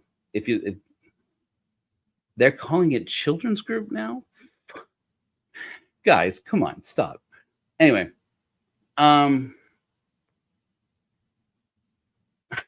sorry, Kate, when you see this, which I doubt you will. And I had posted something on one of her tweets where she was talking about how they're never going to address, forgive me for butchering this. She said something to the effect of, we're never going to address how it is that men prefer men in professional situations, and how men advance the cause of other men in circles, in their professional circles, and limit the earning potential of women without necessarily having to limit the wages, without having to increase the wage gap, without having to increase the wage gap by actually listing the wages differently or hiring at different wages, that it can be just as simple as, this is a man's position because it earns more. And so it's a breadwinner position. And so men, thinking they're doing a good thing, seek out men to give those opportunities to. And that it just goes on and nobody says anything. And it increases the wage gap, while there are some people on one side, and we have to consider, like, what's the math? Is it shown in the data? Do they have a point? You talk about the wage gap, the gender wage gap, and and men will say, well, men tend to toxic masculinity stirs up a defense. As soon as you start making excuses for it, you have to check carefully about where your bias is. That's all I'm saying. Critical thinking is just about this. As soon as you start making an excuse, even if you were right, which you may be right, they may be right, but even if you were right, have you checked for all the ways in which your bias is involved in it? Because especially if you are a man, you're going to want there's something in you that you may not be entirely aware of, including and up to and including, or starting with, all of your collective experiences of your whole life, because you've been identified male your whole life. And that's what privilege is. If you were born with privilege, if you had benefited from privilege all your life, how would you know? And that's critical thinking, the process of challenging your bias and saying, okay, I could be wrong. And as soon as it feels like, how could I be wrong? That's the voice to stifle and go, let's have a quiet. Hey, guy, Nobody's telling you can't exist, you don't exist, but just be quiet for a minute. And to be able to go inside of yourself, this internal landscape, and say to that voice and say, listening space right now, safe space right now. Make a space for this to express inside oneself, outside of oneself. Somebody tell me that I'm not being emotionally intelligent right now, this instant. I had to heal wounds from somebody taking a truth about me that I had was low on emotional intelligence. Not aware that has to do as much with toxic masculinity as it has to do with being autistic. Maybe more to do with autistic. Maybe being male, traditionally assigned male at birth, and whatever impact that has on autism, which there is increasingly more proof of. That autism shows up. They used to say that autism almost only happens in boys. Now we know not only is that not true, that's not even remotely true. That's not even remotely true. And then they started to say it shows up differently in girls. Not always. Then come to realize it's not so much about boys and girls. It's about, and then now it's a whole new conversation. And you can see why it is people give up on this and say, oh, never mind, and walk away. Okay. You can literally set it down and say, but you don't have to give up on it. You don't have to get irritated. You don't have to say, oh, these people and their underwater basket weaving and gender studies and their woke, college educated. You don't have to go there with it. You don't have to go there with it. Whoa. Stop. It's complicated. I grant you it's complicated. It's not as complicated when you can get out of the word space of it, but it is complicated, and it is possible to acknowledge it and say, well, this is apparently a thing that's unfamiliar to me, and separate yourself enough from it to be able to say, cool. All right. I can grow as a person here. As soon as you don't feel attacked. So that's part of this healing that has to happen. I came to realize it felt like it was too late in life. But there's a point where, you get to it when you get to it. It comes along when it comes along. Anyway. I promise I'm going to come to the end of this tangent to get to what I had actually prepared to say about this. But I feel like this is the conversation that we're neglecting to have. That I've been neglecting to have. Let me say that again. That I've been neglecting to have. That I need to have. And that as I look around me, both with people who agree with me on things and people who disagree with me on things, they need to be having too. And it seems to me like more and more, like we are not being equipped and equipping particularly our young men, with the tools to be able to create spaces where we can just say, this is a safe space to just take these issues, let people express it without being judged and without being attacked, and just put it on there, expose it, let it be there, and just let it be on the table, not the shelf. Those ex-Mormons know. I'm sure they use the similar language in other deconstruction, but not on the shelf. Shelf is over there where it's not awareness, where it's in the back of mind, out of sight, out of mind. No, not on the shelf, on the table. Put it on the table. Say, okay, that's there. It's not comfortable. Good. It's not comfortable. It's good that it's not comfortable. It's good that it makes you feel invalidated a little bit. It's good that it makes somebody feel a little unsafe. It's a good thing, because that means that in this safe space, somebody might become a little more aware that not everybody's experience is like your experience. And it's not entirely your fault that you didn't realize that, because you're born into this world a scared, terrified being who's still trying to figure out what it means to be conscious. I love that. Who doesn't know what it hasn't figured out what it means to be conscious. And then go throughout our lives forging relationships with other people, setting up relationships, ending relationships, not just with individuals, but with groups. How many times are we going to have this conversation about how that relates to ethnicity or race? How many times are we going to have this conversation about how that relates to sexual orientation or gender identity or gender expression? How many times are we going to have a conversation about how this has to do with patriotism? In every aspect of our lives, we inherited a view of the world that was broken and formed in the bias of broken people.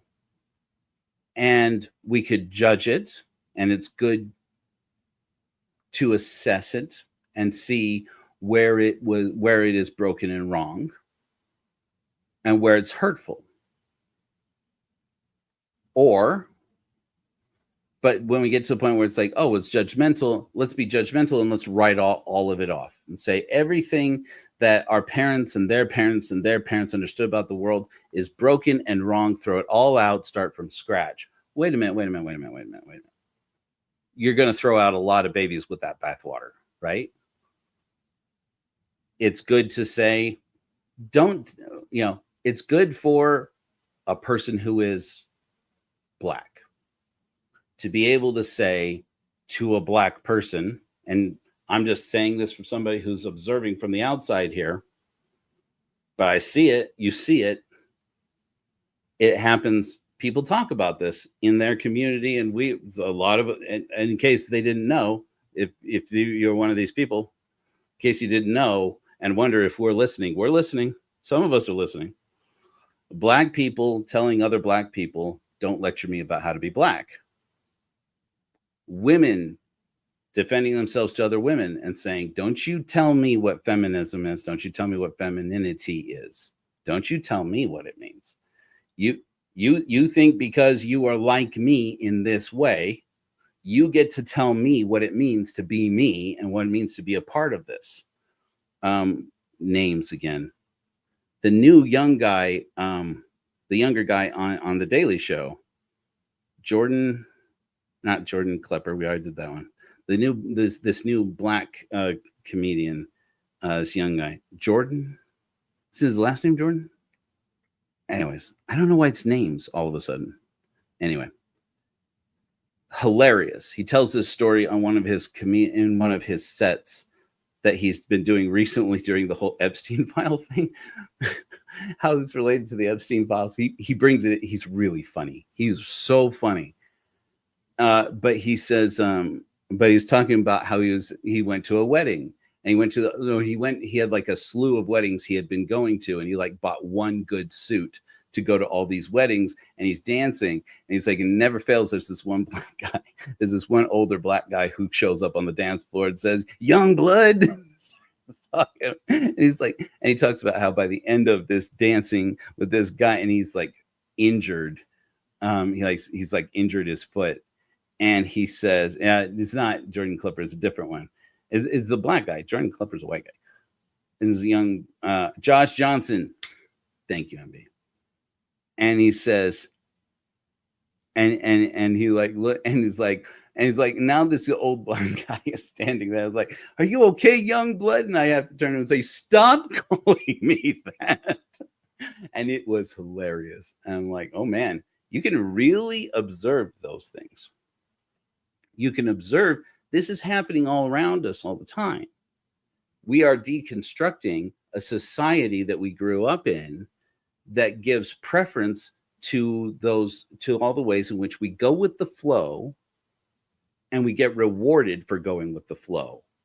And if we kick back and say, I'm not going to participate, or I'm not going to reinforce that narrative, we get immediately punished. And how that begins to shape everything that you tend to think of as everybody knows. Everybody knows that. And then fill in the blank after that. Chances are you're about to say something that if you said it in a big enough room with enough people, with enough varieties of experience, that somebody's going to go, I'm sorry, what? I'm sorry, what? We don't all know that. And those are those moments where because we often are not in a receptive mode and in a safe space to be able to have an intimate conversation about it, that we instead of processing it in a healthy way, a constructive way, making choices and decisions about how we're going to do different, or how we're going to talk differently, or how we're going to be more selective about when we're going to bring it up, and in whose presence, and who you're talking to, and who is witnessing the conversation, and how you're going to approach the conversation. Yes, it's more complicated, and that's intimidating, even scary.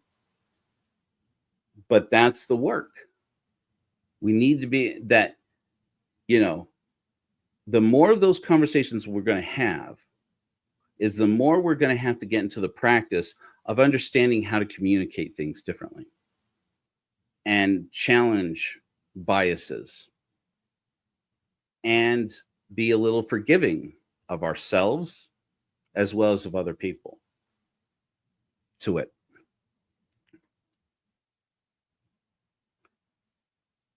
I have been saying for some number of years, since I became an atheist, and since I read this article, Sasha Sagan is a filmmaker, podcaster, writer, like her mother, Anne Druyan, remarkable women, who shared in a blog post that went viral in the atheist community about a conversation she had while gardening with her father, Carl Sagan. And when I read it, I had not deconstructed my toxic masculinity nearly enough to realize how much this story would impact me. And it's relevant to me. It became relevant to me with this whole Superman thing, as the politicized right wing in this country and in Western civilization at large has started to call out this new Superman guy. I don't even know the guy's name yet. And this movie and this character, this quote unquote woke Superman, as being an attack on masculinity. And it's like, it's been really toxic and really unsafe. And so it's a little weird for me to admit this. I've been eating this up with a fork and spoon, guys. I've been like looking, I'm like, boom, look at it. Look at it. It's like sometimes I feel like I could look at the whole world and see it happening right in front of me and go, do you see it? It's right there. You don't even have to look hard. It's right. Look, it's right there. It's right there. It's happening right now. It's happening before our very eyes. You can see it. You can see the toxic masculinity. You're looking at the Superman thing. Look at it. Look at it right there. It kept bringing me back to Carl Sagan. And hence why, hold on. I'm just going to remove. Those of you who are listening, you have to look at the screen. 3, 2, 1. Look at this.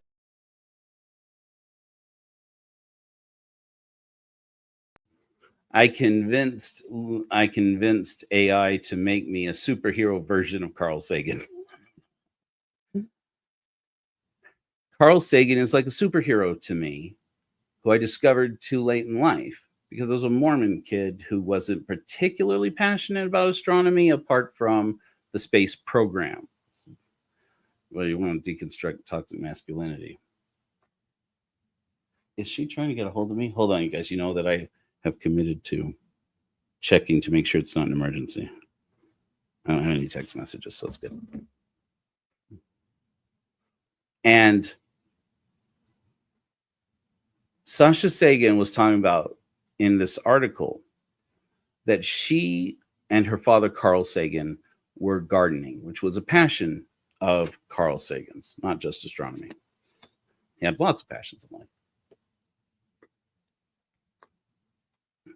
And that she took the opportunity to ask him, because he lost his parents fairly young, if he ever thought about them, and if he ever, as an atheist, regretted that he wouldn't see them again. And she said that he stopped and thought for a moment and was really thoughtful about it. And he said to her that he liked his parents a lot and that he missed them and that he would give anything to see them again. But the fact that he knew he wouldn't see his parents again just underscored to him how important the moments like this were for her and him, so that he could have the experience of bonding with her. And so that one day when he was gone, she would remember that it was important to him and she would treasure it too. That's not her way of describing it. I have in the past quoted her directly, like read her article. That's not the point here. I often think about that in my relationship with my children and think, will my children remember that I took time to just be with them because they were important to me? And whenever I think of that, oh, it's like Sasha and Carl. It's like that beautiful article that Sasha wrote about her father, Carl. This man that in the atheist world, we kind of lionize. We do. I do it. Because there's so many wonderful things about Carl. So it's a painful thing to realize. I'm just going to be safe here. This is a safe space to just talk about some things here, okay? Carl Sagan was married 3 times.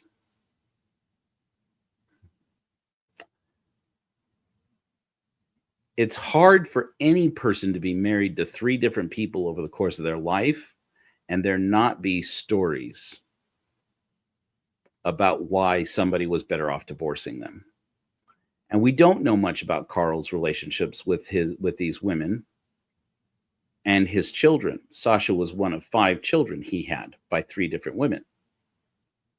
We know that a large part of it, probably not surprisingly, was that he put his career first, oftentimes. So whatever else may come out of it, and there's more to unpack there, that I'm just not going to do it right now. I'm not going to do that. You can look it up if you want to know.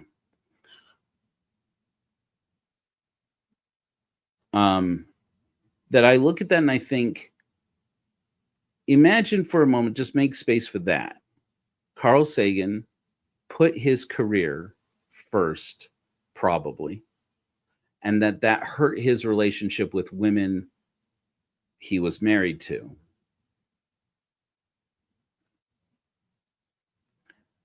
But his daughter Sasha remembers, when she thinks of him, a moment when they were gardening together and she had an opportunity to ask him if it effectively, if it ever caused him to doubt his atheism,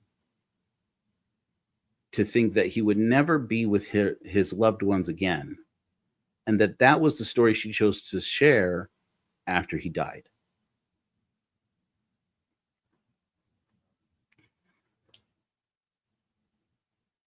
And I think oftentimes lately, since we began in this process,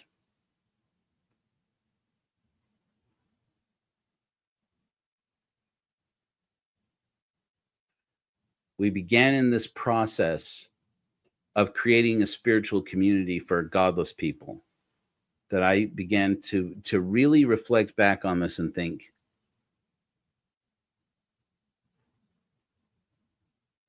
this movement has become so attractive. Korohorism has become so attractive to women, cisgender women and transgender women. It has become so attractive, and I love that about us.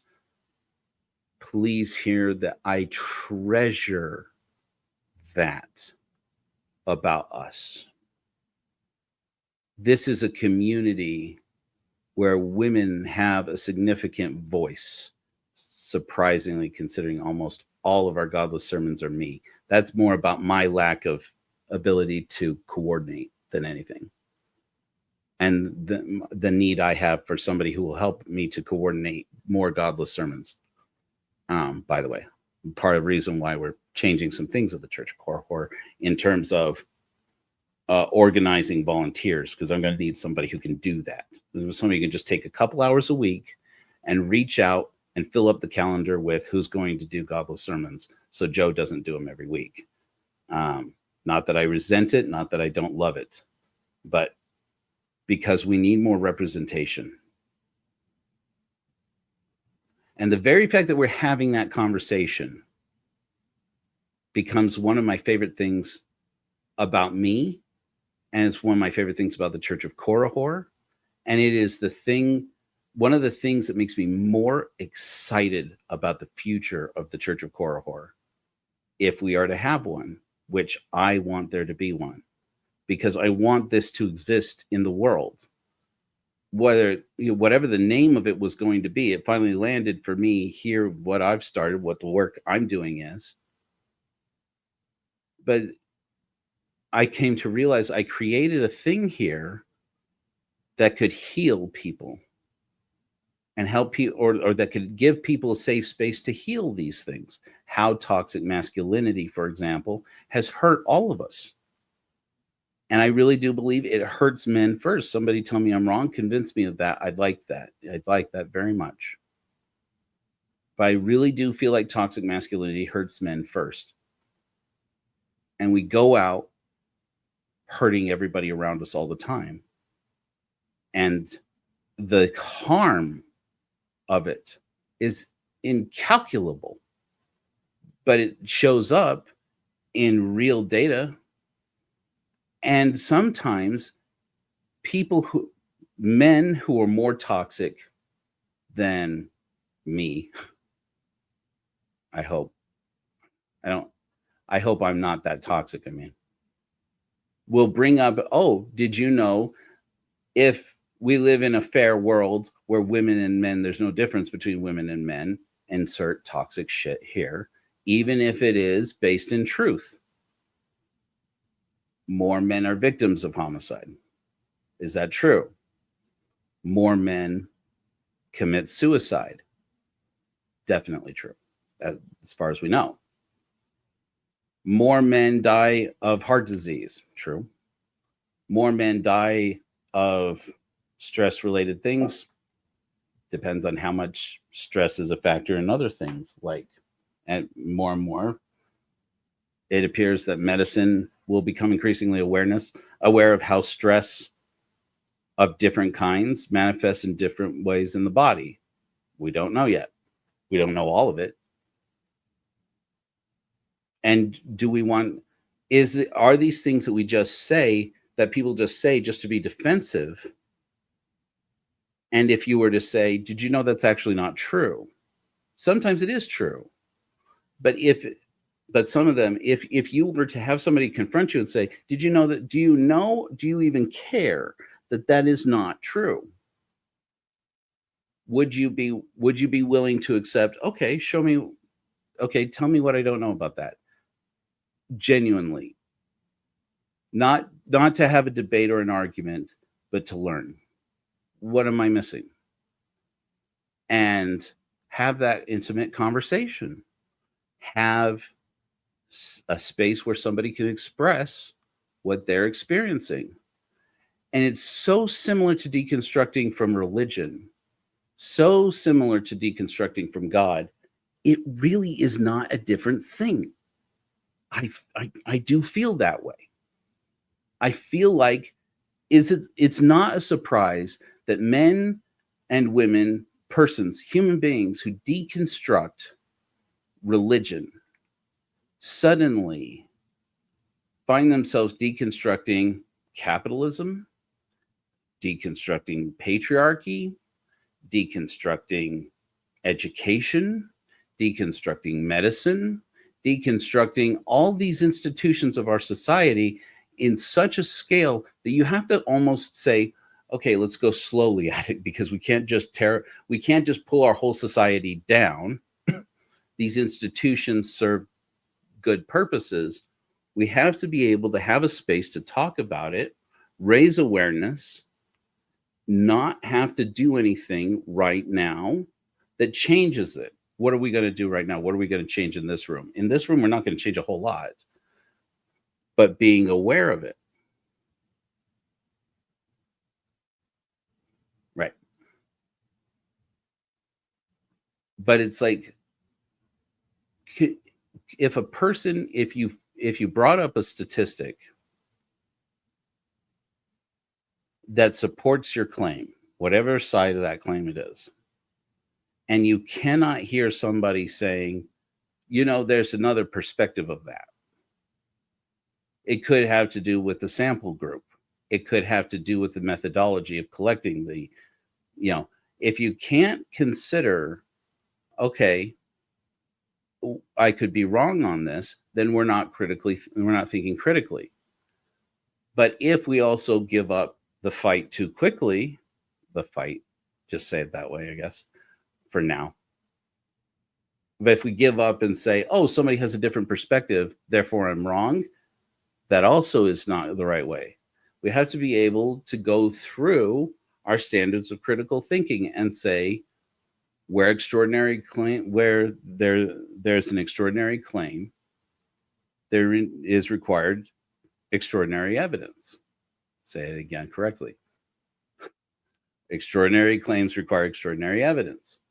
That where you have two more or less equally plausible explanations for a thing, the simpler one is the more likely, not necessarily the true, but more plausible, but slightly more plausible simply by virtue of the fact that it requires fewer presumptions. That's Occam's razor. Attached right on there as a footnote is Hitch's razor. You want to talk about a toxic man? Christopher Hitchens was a toxic ass man.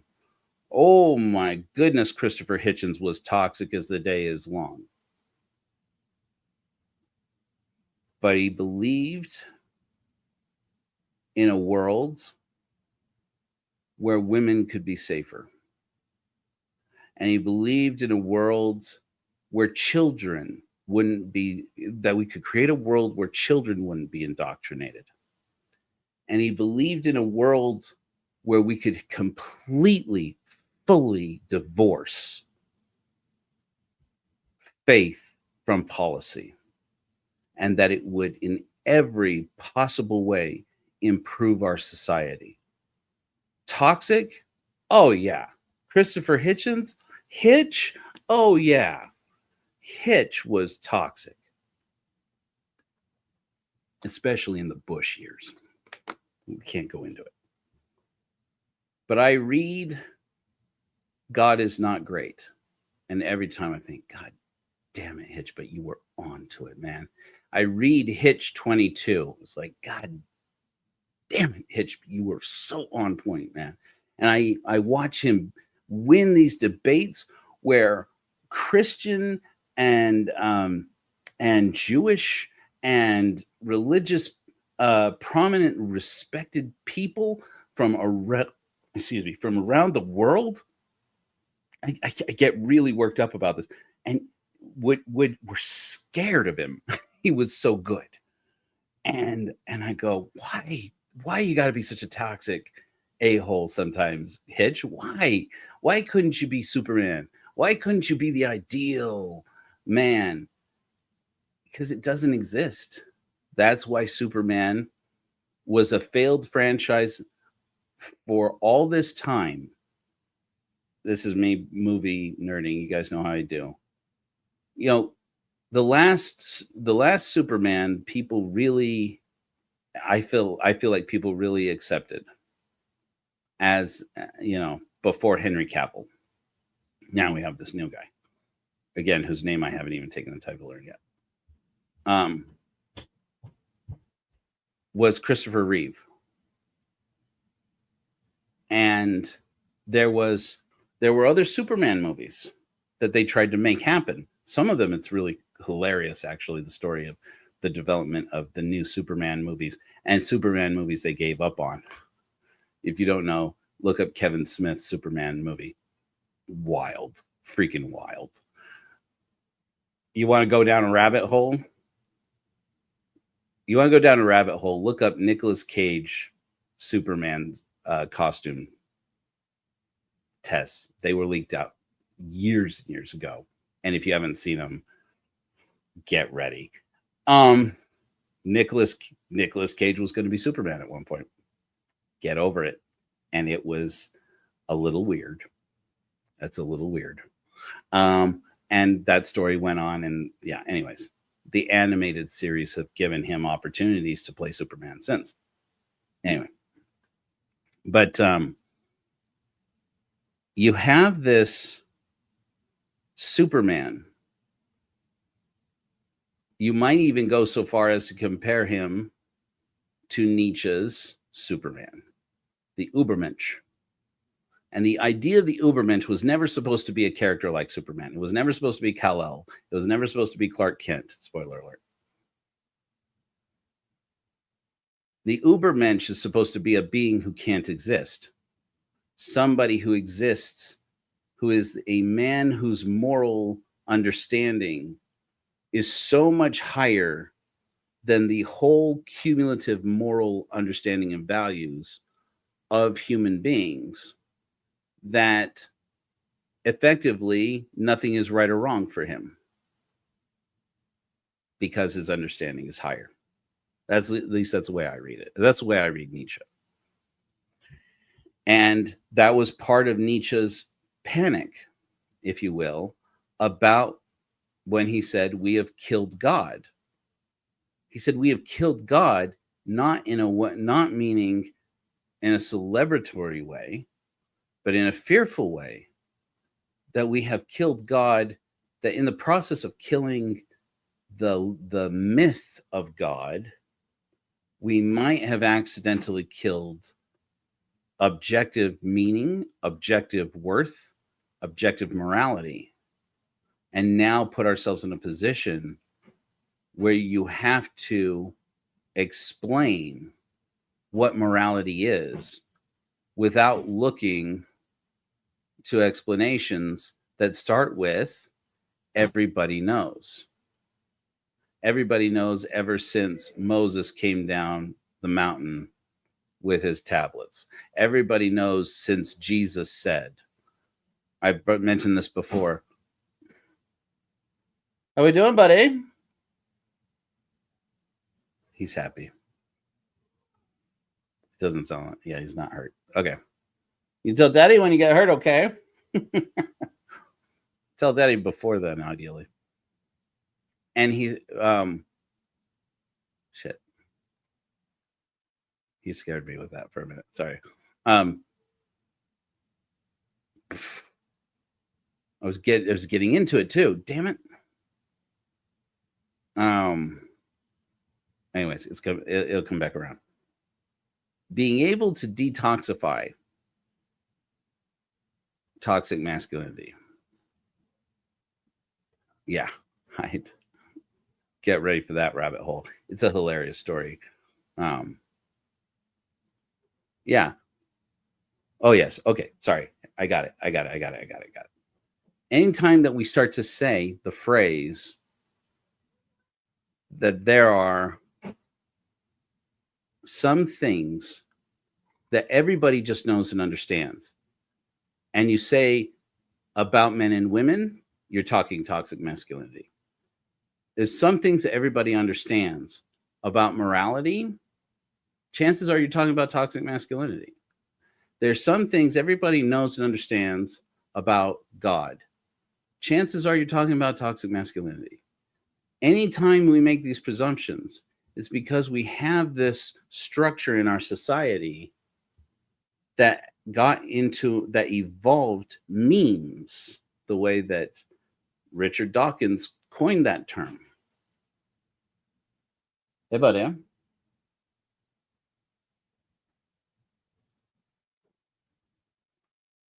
And yes, Richard Dawkins coined the term meme. He didn't mean it to mean what people think of when they think of pictures with words on them. That's an internet meme. But Richard Dawkins in The Selfish Gene argued for that it was important, culturally important to us. You want to talk about toxic atheists? But I tell you what, there's one right there, Richard Dawkins. I still love him, but I definitely don't love the things he says about trans people. It really pisses me off. So, anyways, and I feel like he's not aware enough of it. Anyway, and that's not the only thing I could call Richard out on that. Not that we're on a first name basis, but in the Selfish Gene, he had a really brilliant idea that is important in our conversation about this, which is the idea that ideas evolve in the same way that genes evolve. Similarly, that just as if a gene, including our dear Gene from Latter Daily Digest, if a gene becomes better or helps you to survive to another generation and pass on your genetics to another generation, you evolve. And it's got nothing to do with being better. It has to say,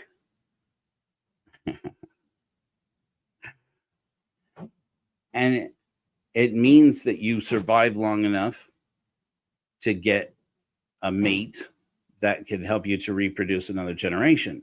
But does that make you, that might make you more likely to pass on your genetics to another generation. Does it make you better at being a person? Certainly not.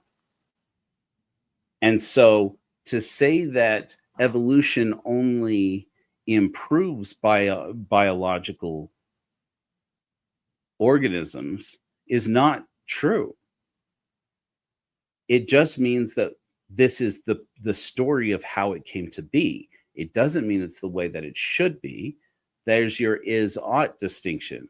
David Hume was one who argued that we have this perspective of the world, especially atheists, when we look at the world and say, this is the way things are, therefore that is the way that things ought to be, that connection is wrong.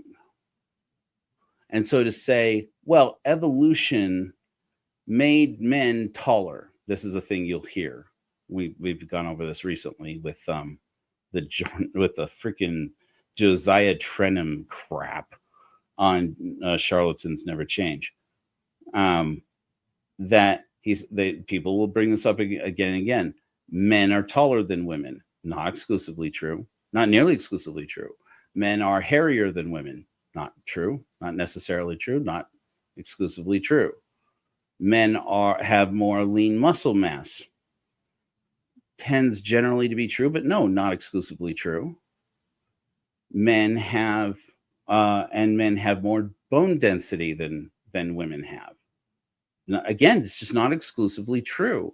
You look at the statistics, you'll find enough examples where that's just not true, that at least you can say, okay, even if that were generally true, don't say everyone knows because it's always true, because it isn't always true. If there's one exception, then it's not always true.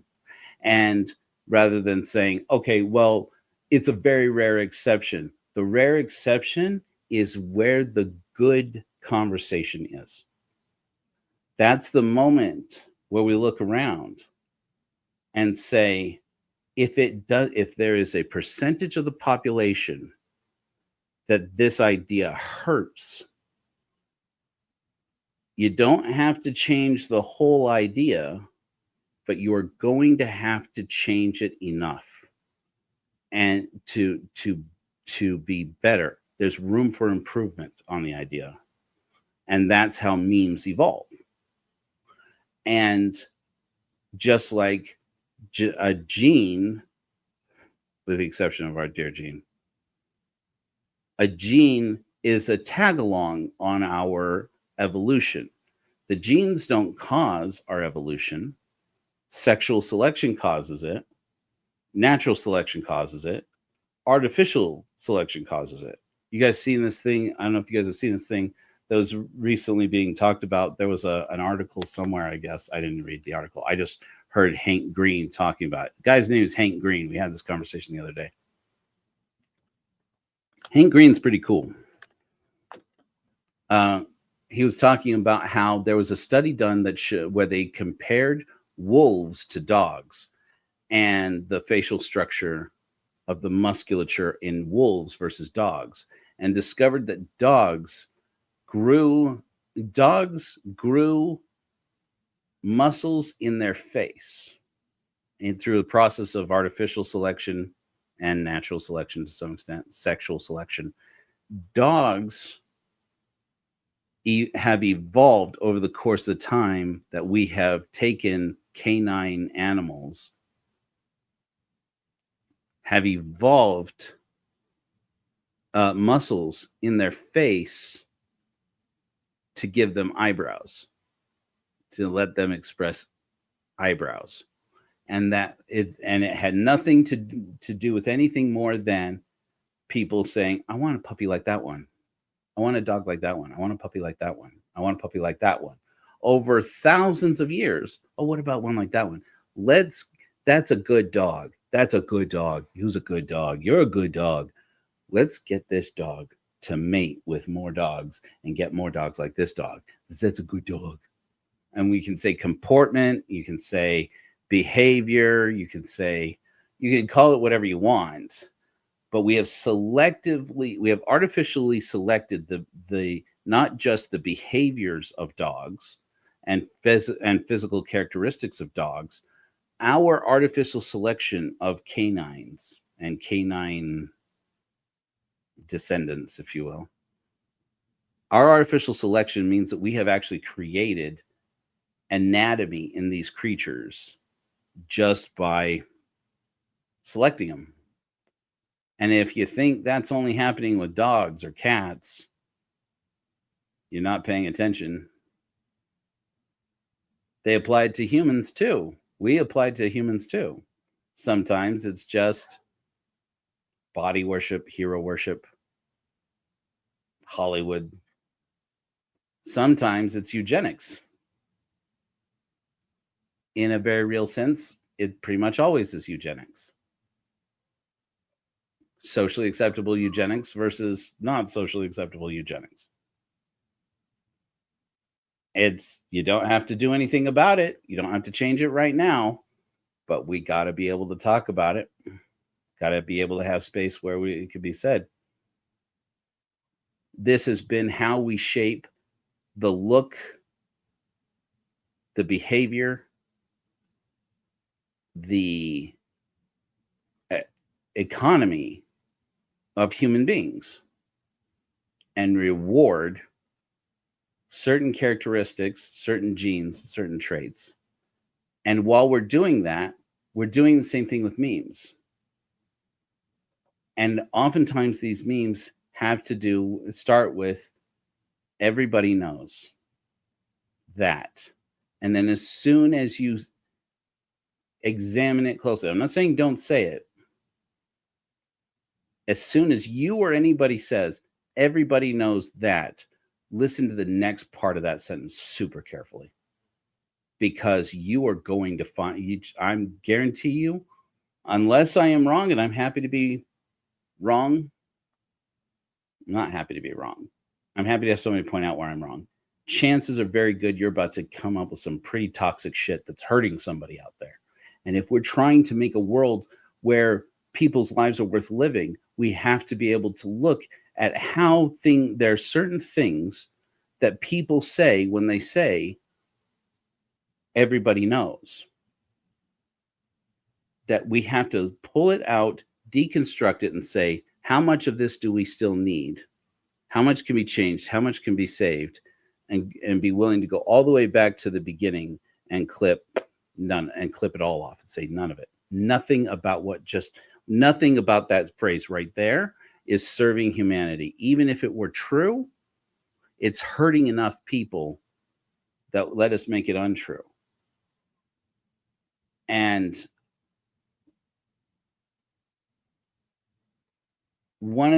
some of these things are more relevant right now than ever before in the age of far-right extremism and Christian nationalism, especially here in America.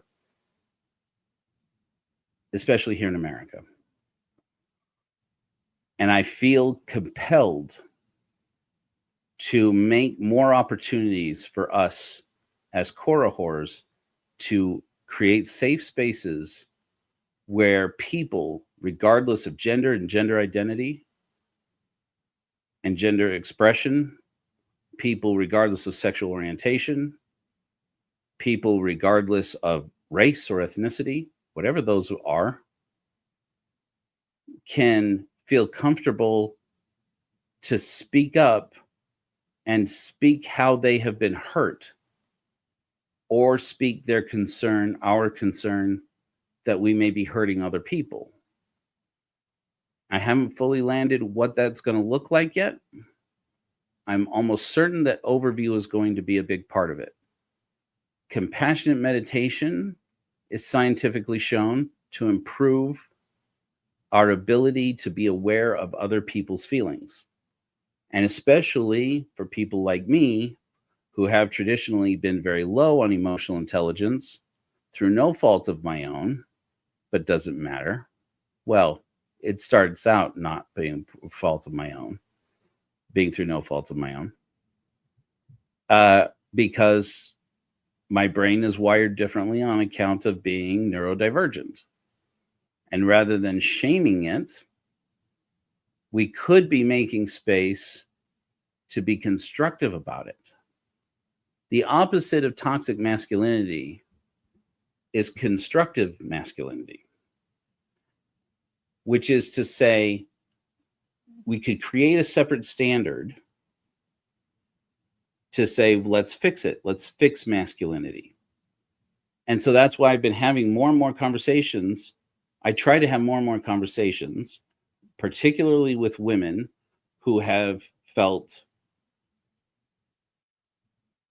endangered by masculinity all their lives. And yet, oftentimes, especially when among straight women, attracted to masculinity all their lives, whether that be for sexual reasons or whether that be just for purposes of being safe, attracted to masculinity. And it's a very complicated thing. And the more conversations I have about it is the more that I have to do, just like I was talking about earlier in this now going on 3-hour sermon. Sorry about that, if it's too long. About how I have to be able to stop and separate the part of me that wants to point out and say, hey, wait a minute, what do you mean? And say, stop. Don't engage. Don't apply. Hey, I know a thing about that, or I've been thinking about a thing about that. Stop. Listen. Don't engage right now. Let them finish. Let that cook and just observe it. This is not theoretical for me. I've had several conversations like this, and I remember them very, very specifically. Particularly my conversation with Britt Hartley, who of No Nonsense Spirituality, which is a great interview. If you guys haven't watched it on Church for Atheists here on our channel, I had a great conversation with her, and she very briefly went over what is healthy masculinity to her, and it was very interesting. I had this conversation with Kate and Erica from A Never Moaned an Exmo walk into a bar. It was very interesting. And I stopped and I listened and I practiced. I try to practice what I preach here.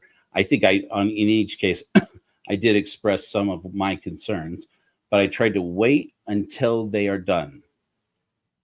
Because when I listened to it, and that stemmed from a conversation where a partner of mine who's transmasc had said to me, you as a cisgender man in an intimate moment, as a cisgender man, what do you understand, who is woke? I hope. What do you understand good masculinity to be? And as soon as I would say it, whatever it was, that's for me, and just like being honest and intimate and expressing what it means to me, their response was, and a woman isn't? Or how is that different from women? And I would think, shit. And that was uncomfortable. That was suddenly very uncomfortable. And in that moment, I would say, well, it's not so much that women aren't or women can't be, but that they couldn't, but that men tend not to follow a certain meme if it hurts us, if it puts us further behind in some way. And as long as we are, use another word than that one, Joe. As long as we as men allow convenience and inconvenience to dictate whether or not we're going to grow as human beings, the negative downstream effects of these toxic masculine behaviors are going to hurt everyone. Boy, that was a lot of words. Let me try that again. I'm going to say a thing. I have a list of them. And when I ask or you ask, wait, that's just men? Why isn't that anybody besides men? Just know the answer is, no, I'm not just talking about men. I'm talking about the fact that right now, in the moment we are living in, I feel that we as men need to take some time with it and say, but particularly us as men, it's not that we are better at this than women are. It's not that we're better at this than trans men are. It's not that we are better at this than boys are.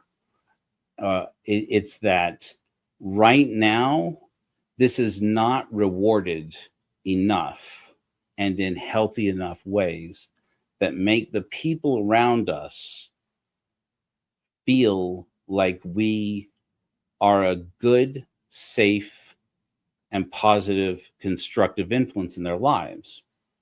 So I'm just going to throw a few of them out there for you, okay? And just sit with it. I didn't even get to talk about Bertrand Russell. We're just going to have to come back to that another time. Bertrand Russell was one of the most amazing atheists in history. Look up the amazing story of Bertrand Russell. He was a remarkable atheist. Hell, I didn't get to half the shit I wanted to say about Christopher Hitchens. Here's one for you, okay? Awareness. I respect that my experience does not represent everyone's experience. Can that be a masculine attribute?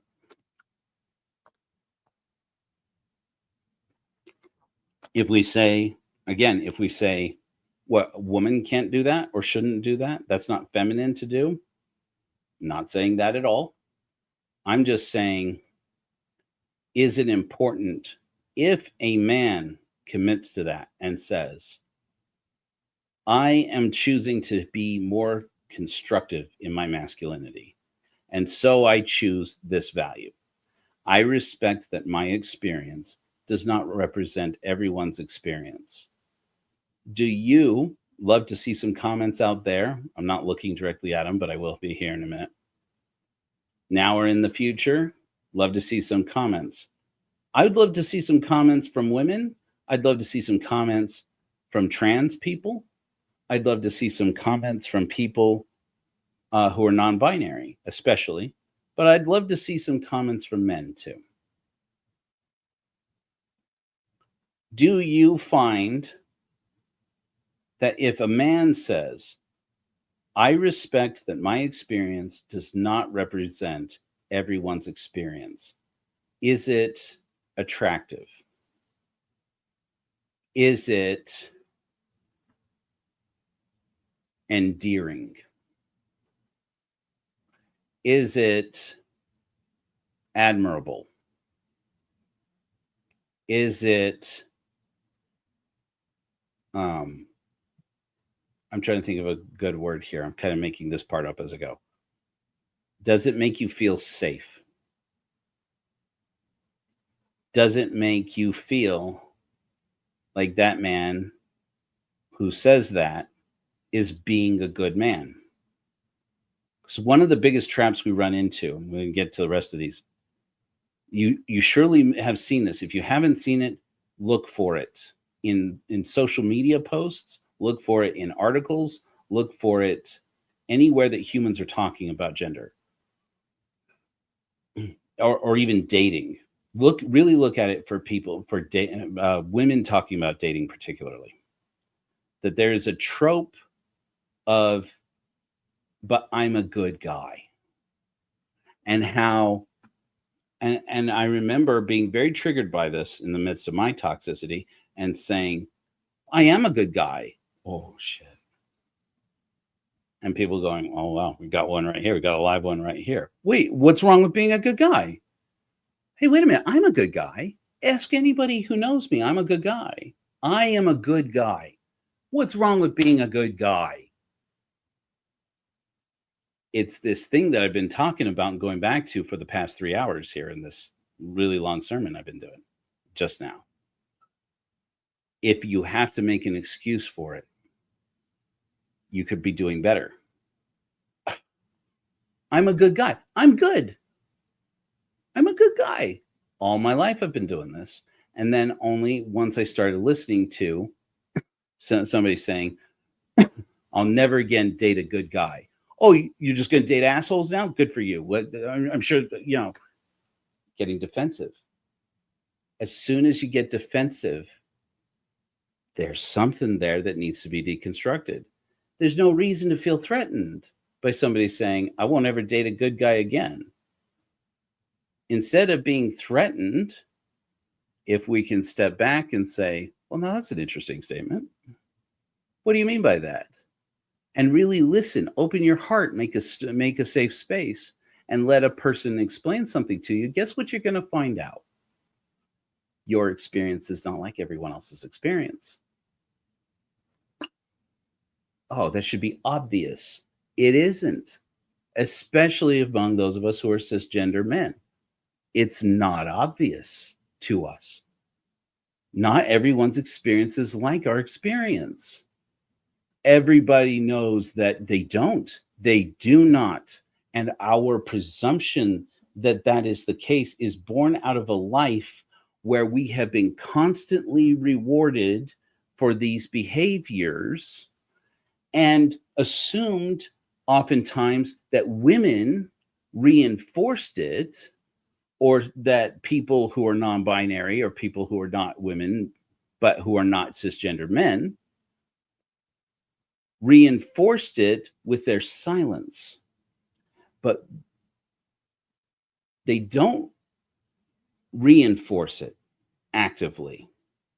They are oftentimes afraid to speak. They are oftentimes afraid of being punished for speaking.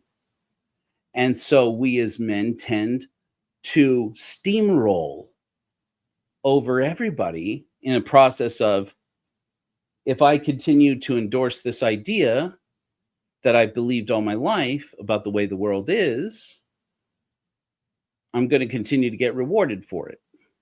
And if I speak out against it and say, never mind, I go the opposite direction, I'll get punished for it. But in the midst of that choice, I either will do the thing that gets me rewarded, or I will not do the thing that will get me punished, in this carrot stick understanding of what masculinity is. There are all these hurt people around us as men, that if we stopped and listened and had a space where it was safe to acknowledge that my experience does not represent your experience, and stopped being combative, and became emotionally aware and became emotionally intelligent, we could look to somebody and say, what is it like to be a woman in the society where I continue to do the things that got me the carrot and avoided the things that got me the stick as a man? How many women did I hurt along the way? Do I care? Do I care? How many girls got hurt along the way? How many girls did I hurt along the way of chasing after a carrot and being chased away from the stick of being a man? Be a man, be a man, be a man. How many girls were hurt by me? And I didn't know. Oh, I didn't know though. And if I didn't know that I was hurting women and girls, does that mean they weren't hurt? Does that make their world safer? Oh, because I didn't know though. So what? Even worse, this is where this being a good guy thing comes from. Oh, there's all these guys who will tell you how they are good guys. Here's another one for you. Self-betterment. Again, just make a safe space for this.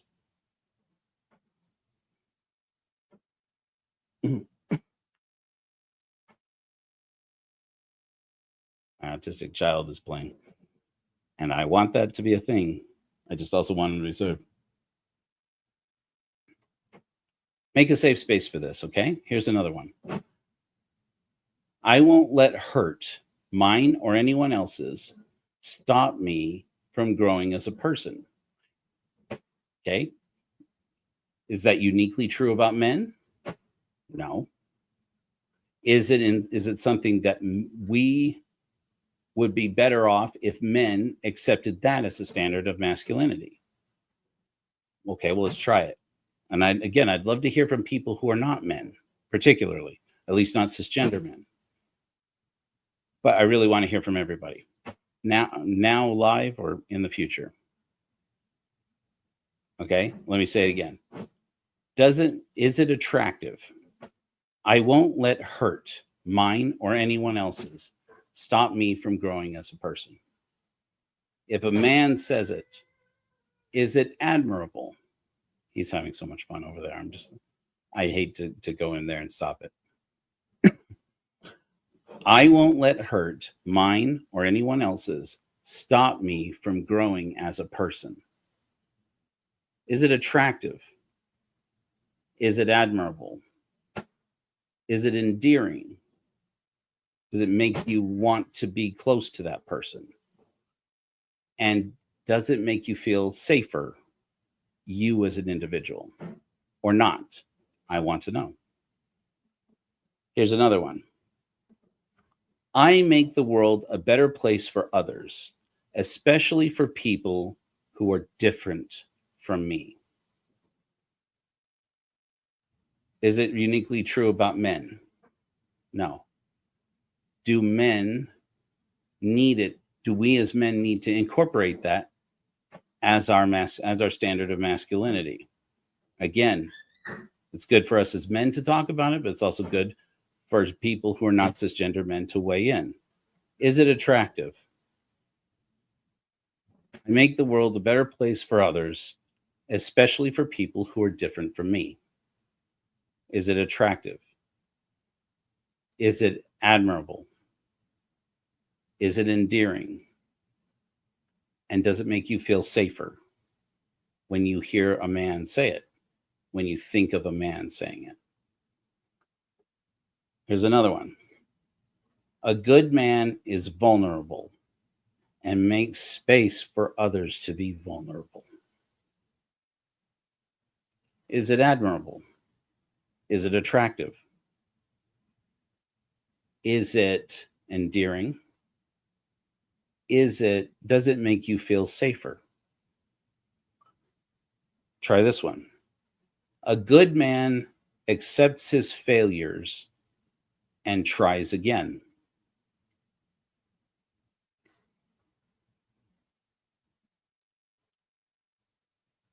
I want to feel more, not less, and to understand the feelings of others. And this last one, maybe the last one on my personal deconstruction. I don't know if it's one that I don't know how this will be shaped in the future, but it's one that's in the core of me, deeper than any masculine idea I can think of, that I still have yet to deconstruct.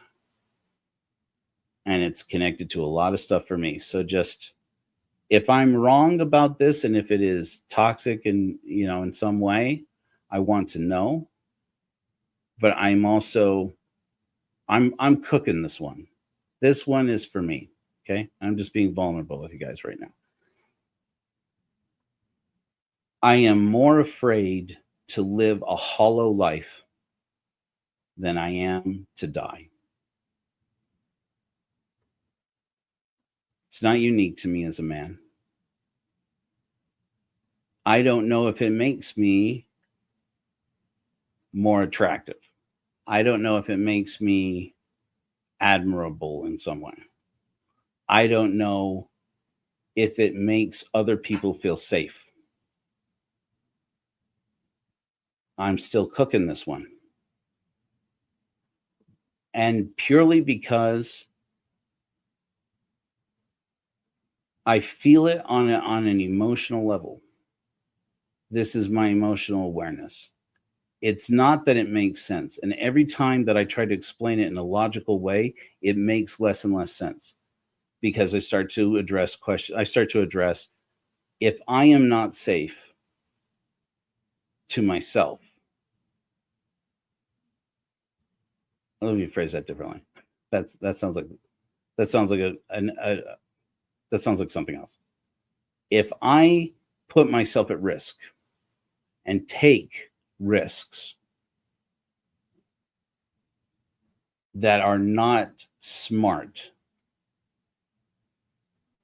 and tend to think it's okay because the only one who gets hurt if I get hurt is me, immediately the logic breaks down. And I say, that's not true. My kids need me to not take unreasonable risks. My wife needs me to not take unreasonable risks. The Church of Korahor needs me to not take unreasonable risks. I have to be able to take some risks, though, because if we don't take any risk in life, what is the point? I'm going to be blunt with you. I'm going to be vulnerable with you. I'm going to be honest with you here, okay? I don't know where this is going for me personally as a man, but it's as core to me as anything I ever believed. And something about this is going to have to deconstruct if I'm going to maintain all the other things I just said. I'm sure there's more. I could just sit here and think about ways I could be toxic. I could be less toxic. We're in it. We're in it right now. This has got to cook a little bit. I don't know. I don't know where it's going to go. And it's exciting for me because I'm in a safe space where I can think about it. But we need to create more spaces and opportunities where more people can talk about the effects of toxic masculinity. And in that process, we are going to have to bring some men into this space. Again, one of my favorite things about the Church of Korihor is how attractive it is to people who are not cisgender men. But we also don't discriminate against people like me, or do we? Because I'm a cisgender man. And we need more cisgender males, older and younger, not children, to have an environment where we can grow as men and become constructive in our masculinity. And we need space where these men will be able to say how they feel, in a space where we feel confident and comfortable in being intimate and being able to deconstruct some things. And we need to have opportunities to open our minds as men, particularly, and as people who love men in our lives, or love men in general, and say, you don't have to be stuck in all of the toxicity that has made you who you are. You don't have to chase the carrot and run from the stick all your life.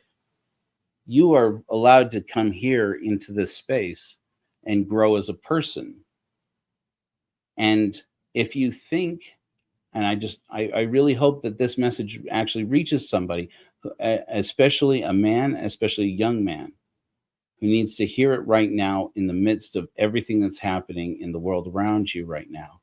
If you think that that being vulnerable, young man, version, and I'm not even going to say it that way, version of all of us old guys in this new generation that's coming up, if you have it in your heart or in your mind that being vulnerable makes you weak, and that whatever the punishment, and then insert punishment here, girls won't like you. Do you think that being vulnerable will mean girls don't like you? I put to you a challenge. Try it. Give us the benefit of a doubt on this. Give an old dude the benefit of a doubt. Try it. See what happens. See if you say, that makes me less attractive. Women only respect men, only like men who hurt them.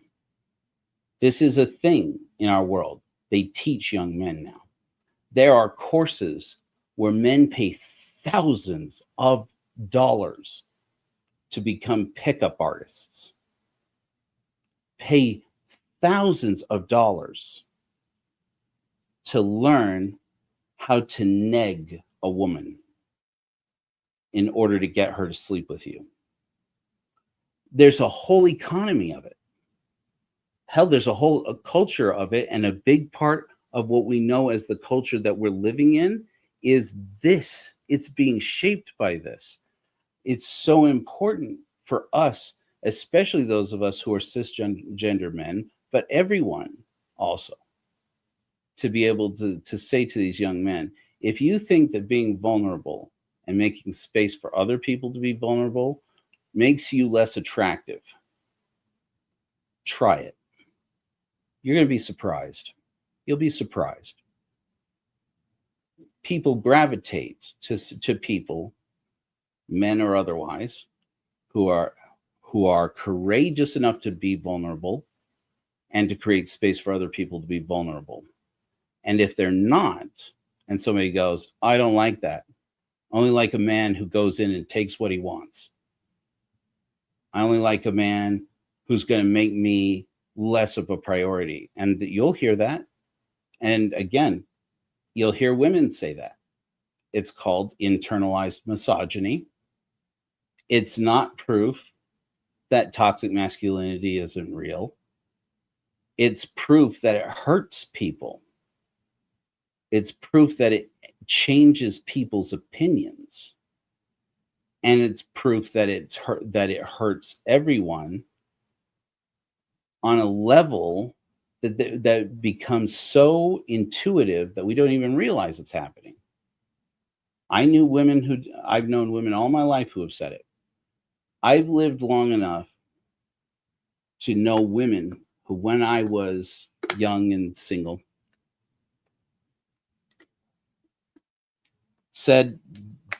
confessed to me that they were only attracted to toxic men, and men far more toxic than me, which, based on the way I've been talking the last 3 hours, you would think was pretty hard to do, but it's actually easier than you think.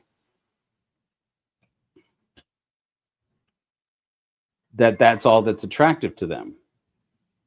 That now I've had conversations with 10, 20 years later to come back around to these women who I'm fortunate to still have a good relationship with these women, a constructive friendly relationship, on more than one occasion, to say, do you remember a time when you said this to me back when I was, pursuing you, or back when I was thinking about asking you out, before I was married, before I was a father, before you had your experiences?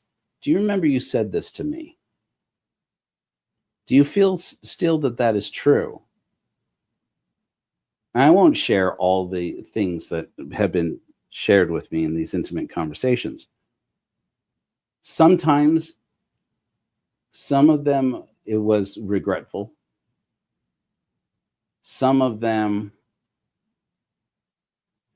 were able to acknowledge that had more to do with how they felt in the moment than what they felt generally. Some of them thought it's what I wanted to hear. And nobody tells you that when you're a young cisgender man. Nobody tells you that some people will reward you, will feed you increasingly toxic instructions on how to be a man, not on the basis of that is what is attractive to them, but because they think it's what you want to hear.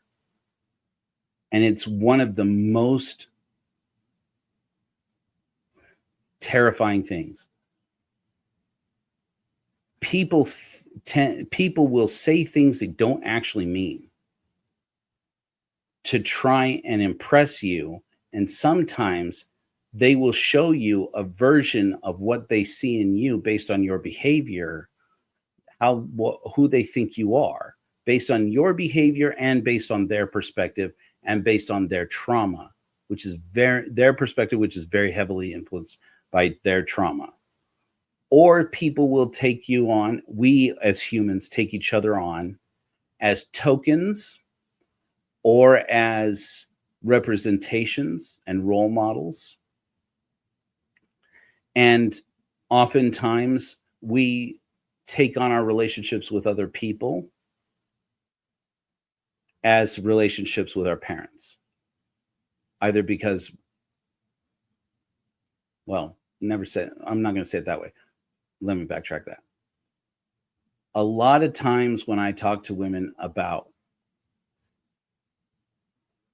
where I would have the opportunity later to ask a woman, why did you say that to me when we were younger? Because it really made me feel like you were trying to reject me, because that wasn't me at all.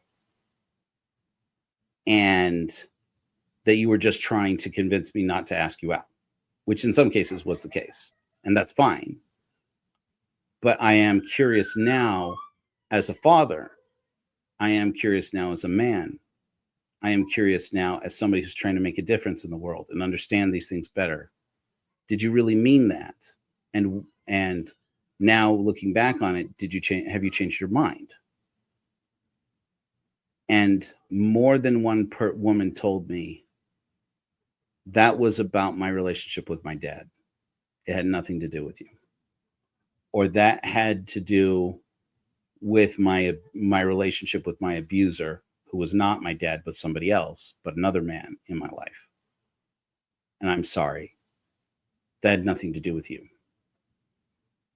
More than one person I have had an experience of talking to about this who had told me that had to do with my frustration with myself, or that had to do with my wanting to escape the parts of me that I was tired of. It had nothing to do with you. And then there were some women, and then I think there are some women who have indicated to me, yeah, that's just kind of how I feel. That's how I am. And if it's fucked up, it's fucked up. I'm fucked up. And all of those it took me a long time as a person separated from those experiences from when I was younger to realize all those answers are perfectly acceptable answers.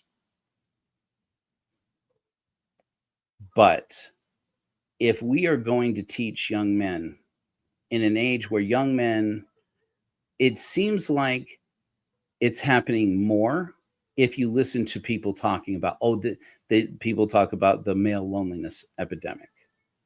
This is happening more than it ever happened before. I don't know. Maybe. Prove it. I don't think so. I honestly don't think so. I think we're aware of it, that a lot of men are lonely. And so we think it wasn't always that way. Men didn't used to be lonely. I'm sorry, when was it that men weren't lonely? This is, again, this strange paradox of people thinking that in the past things were better. And we have to make it like it was, but we have to make it great again. And when was it great? When were men not lonely? You look back on it and you think, and come up with an answer to that question that doesn't involve men hurting people, men taking unconscionable risks, and men putting themselves and others in danger. And I'd like to know what it is. I really would like to know what it is. Because far and away, it was, when were men not lonely? When we used to go to the bar and get smashed. Oh, wow, great. That's it? That's what we got to bring back? That's how we're going to make masculinity great again? Are we going to make men great again? And say, everybody head down to the bar, get drunk. Is that the solution? If it is, let's do it now. Let's get it going. I think we know that's not the case. So when we get frustrated and say, well, men these days, or guys these days, they're not real men like they used to be. Thank goodness. Thank goodness for that. When was the time when men were not lonely? Oh, when they used to, when they used to use women and sexual partners and discard them with no interest whatsoever. That could be hot. They write whole books they write smutty novels about how hot that is. I'm not saying it's not hot. I'm just saying for somebody. I'm not saying what's hot or not hot for me. I'm speaking only to saying sometimes we have these feelings about what it means to be masculine, what it means to be a man, and it's being defined by the way we feel in the moment, or by how we feel about ourselves, how we feel about our relationships with other men, or with men, if you are not a man yourself. And it has nothing to do with what's true. It has nothing to do with what makes people safe. And it has nothing to do with whether or not we're making the kind of world that we want our children to grow up in, or that we want to leave behind when we're done flashing in the dark and asking and looking back and saying, with all my success and all my failure, with all of the things I did and didn't do, did I make a difference? I honestly believe that if we make no effort to heal men and boys in our relationship with masculinity? I can't say yes, because more harm comes to our world by men not being aware of our feelings and of our hurts, of our trauma, and those of others, than anything I can imagine. We need a few godless men. We need men in the Church of Korihor. We need men in America. We need men in Western civilization who will stop looking to say, when God was sick of of his children being disobedient, he drowned them all. Okay, Chad Daybell, relax. Is that, wait a minute, right? God is the greatest example there is of toxic masculinity. You look at the behavior of God, you'll see toxic masculinity all up in that shit. If you think that doesn't touch certain characters, not my God, if you think that's got nothing to do with Jesus of Nazareth, you need to look again. You need to look at a guy who cursed a fig tree because it didn't give him figs in a season when it was not the season for figs. And somebody say, that's meant to be interpreted symbolically. Really, it's in the Bible and it's not meant to be taken literally as actually true. Strange. People celebrate. If you ask yourself, what would Jesus do? There are memes based on this, right? Internet memes, the other kinds of memes. If you ask yourself, what would Jesus do? Remember that making a whip and beating people is not out of the question. Ha ha ha, very funny. Wait a minute. You're saying a thing there. You're really saying something there. We blame these gods, especially masculine gods, for behaviors that we start to falsely and stupidly attribute to everyone as being, everybody knows this is what a man does. And it's not a guidepost for how a man should be. And it's not even what we as individuals think a man should be. It's just like I talked about Jordan Klepper. I'm going to wrap this up here, I promise. Jordan Klepper asking these women at MAGA rallies about Donald Trump bragging about that when you're a celebrity, you can grab a woman by the pussy and they let you do it. You can just start kissing them, he said. This does not bear to be forgotten. I just go up to them, he said, and I just start kissing them. This is when you're a star, they just let you do it. Of all the things we've learned about this character since then, and Jordan Klepper would walk up to these women, and he'd walk up to a woman and he'd say, what do you think about Donald Trump saying this? And they would say, that's locker room talk. That's how men talk. All men talk that way. Well, standing next to the men that they love in their life, they're in line. Said that in front of them. Boys are listening. Men are listening. They hear what you say. That sounded very aggressive. I apologize for that. That may be born out of my shit as a toxic man all my life. It bears to be understood. Boys are listening. Men are listening. And they hear what you say. And when Jordan Klepper says to this woman, does you have a husband? Yeah. Does he talk that way? Well, no. Do you have sons? Yeah. Do they talk that way? Well, no. Don't say that shit then.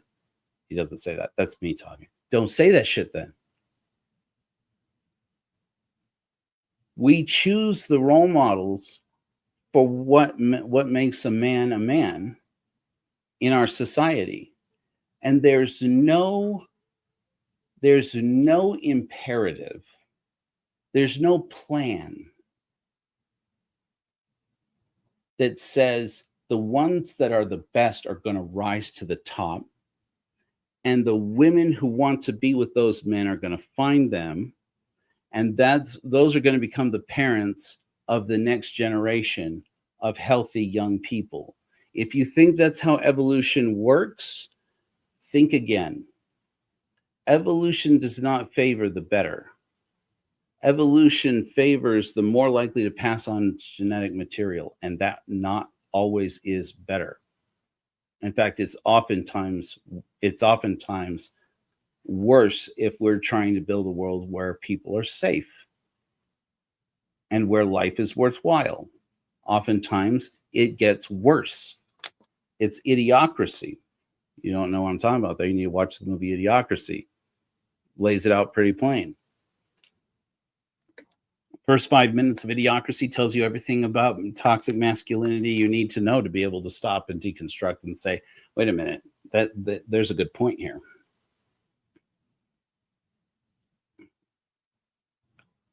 So we live in this world where we're raising generations of boys, of cisgender boys, to become men. And in the same process, at the same time, let us be aware, we're raising boys that we understand to be boys who are trans women in the process and are either aware of it or unaware of it at a certain level, and vice versa. That there are trans masc and trans men in the world now being raised up or growing up, who, according to everybody around them, are girls or tomboys.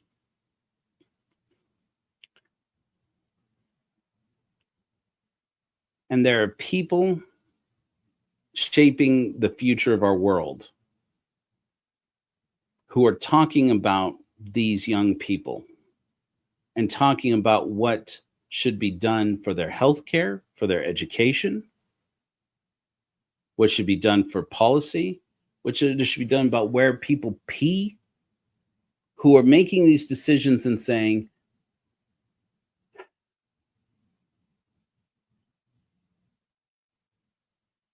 I'm trying to do this last part without saying anything actually triggering. It's all going to be a little bit triggering. Without, no, I'm not going to do it that way. Here's how I'm going to do it. There are people who express their own experience as the excuse for why we should hurt young developing people and their opportunities in life to enjoy a safe, meaningful life. I am going to do it a little bit. It comes in the form of phrases like, I was a tomboy. If I'd grown up in this generation, somebody probably would have tried to convince me that I was a man. You can hear that and hear a person. If you hear that and you don't hear pain, listen closer. This is what I've been saying. Take a moment before you interject, before you say the thing that you've got in the hopper waiting to interject and say something. Stop. Take that part of your personality and say, stop, listen. Something just got said there. I've heard people say this and it just breaks my heart. Then there are people who will say the same thing from any number of perspectives. Oh, when I was a kid, when I was a boy, I was kind of girly. Don't judge that yet. Listen. Hear the pain in it. I suppose if I grew up in this generation, somebody would try to tell me that I was really a woman, that I was a girl. Don't hear their tone of voice. Hear the pain. Hear the pain. See the pain in that. It's so real. It's so real. And it doesn't require you to necessarily do anything right now. It doesn't mean they want you to do anything or that they're ready for you to say something like, do you sometimes wish that's the way it had happened? Do you feel like if you chose that for yourself now, you're saying this about generations of now as if that could externalize it. If you could live the rest of your life identified in any gender you want, what would you choose? Not everybody's ready to do it yet. And just like deconstructing religion, there's lots of people who are going to live their whole lives and never deconstruct it.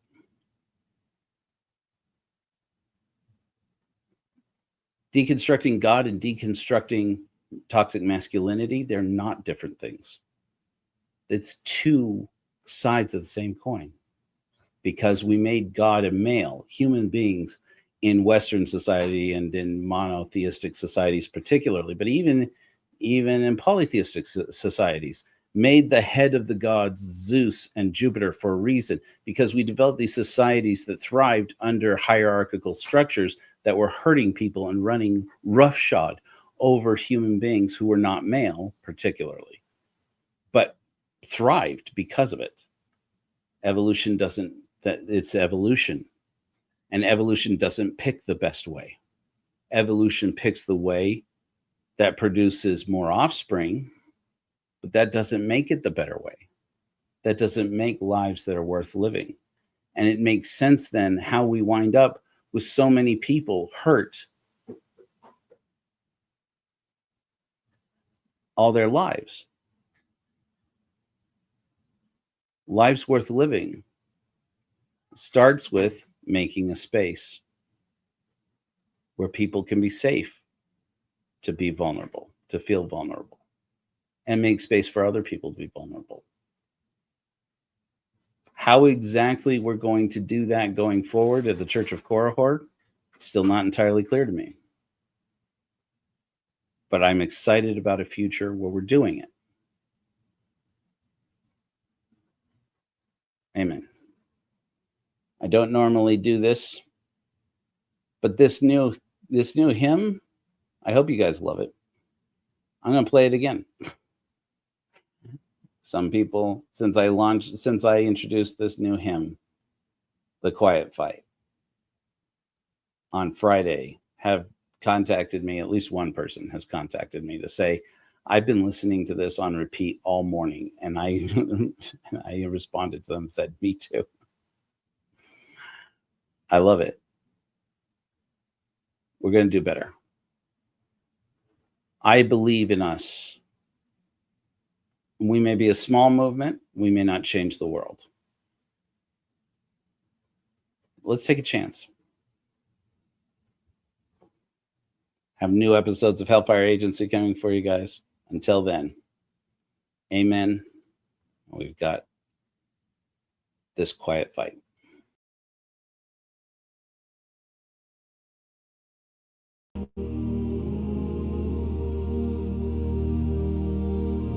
Never forget, it's a quiet fight.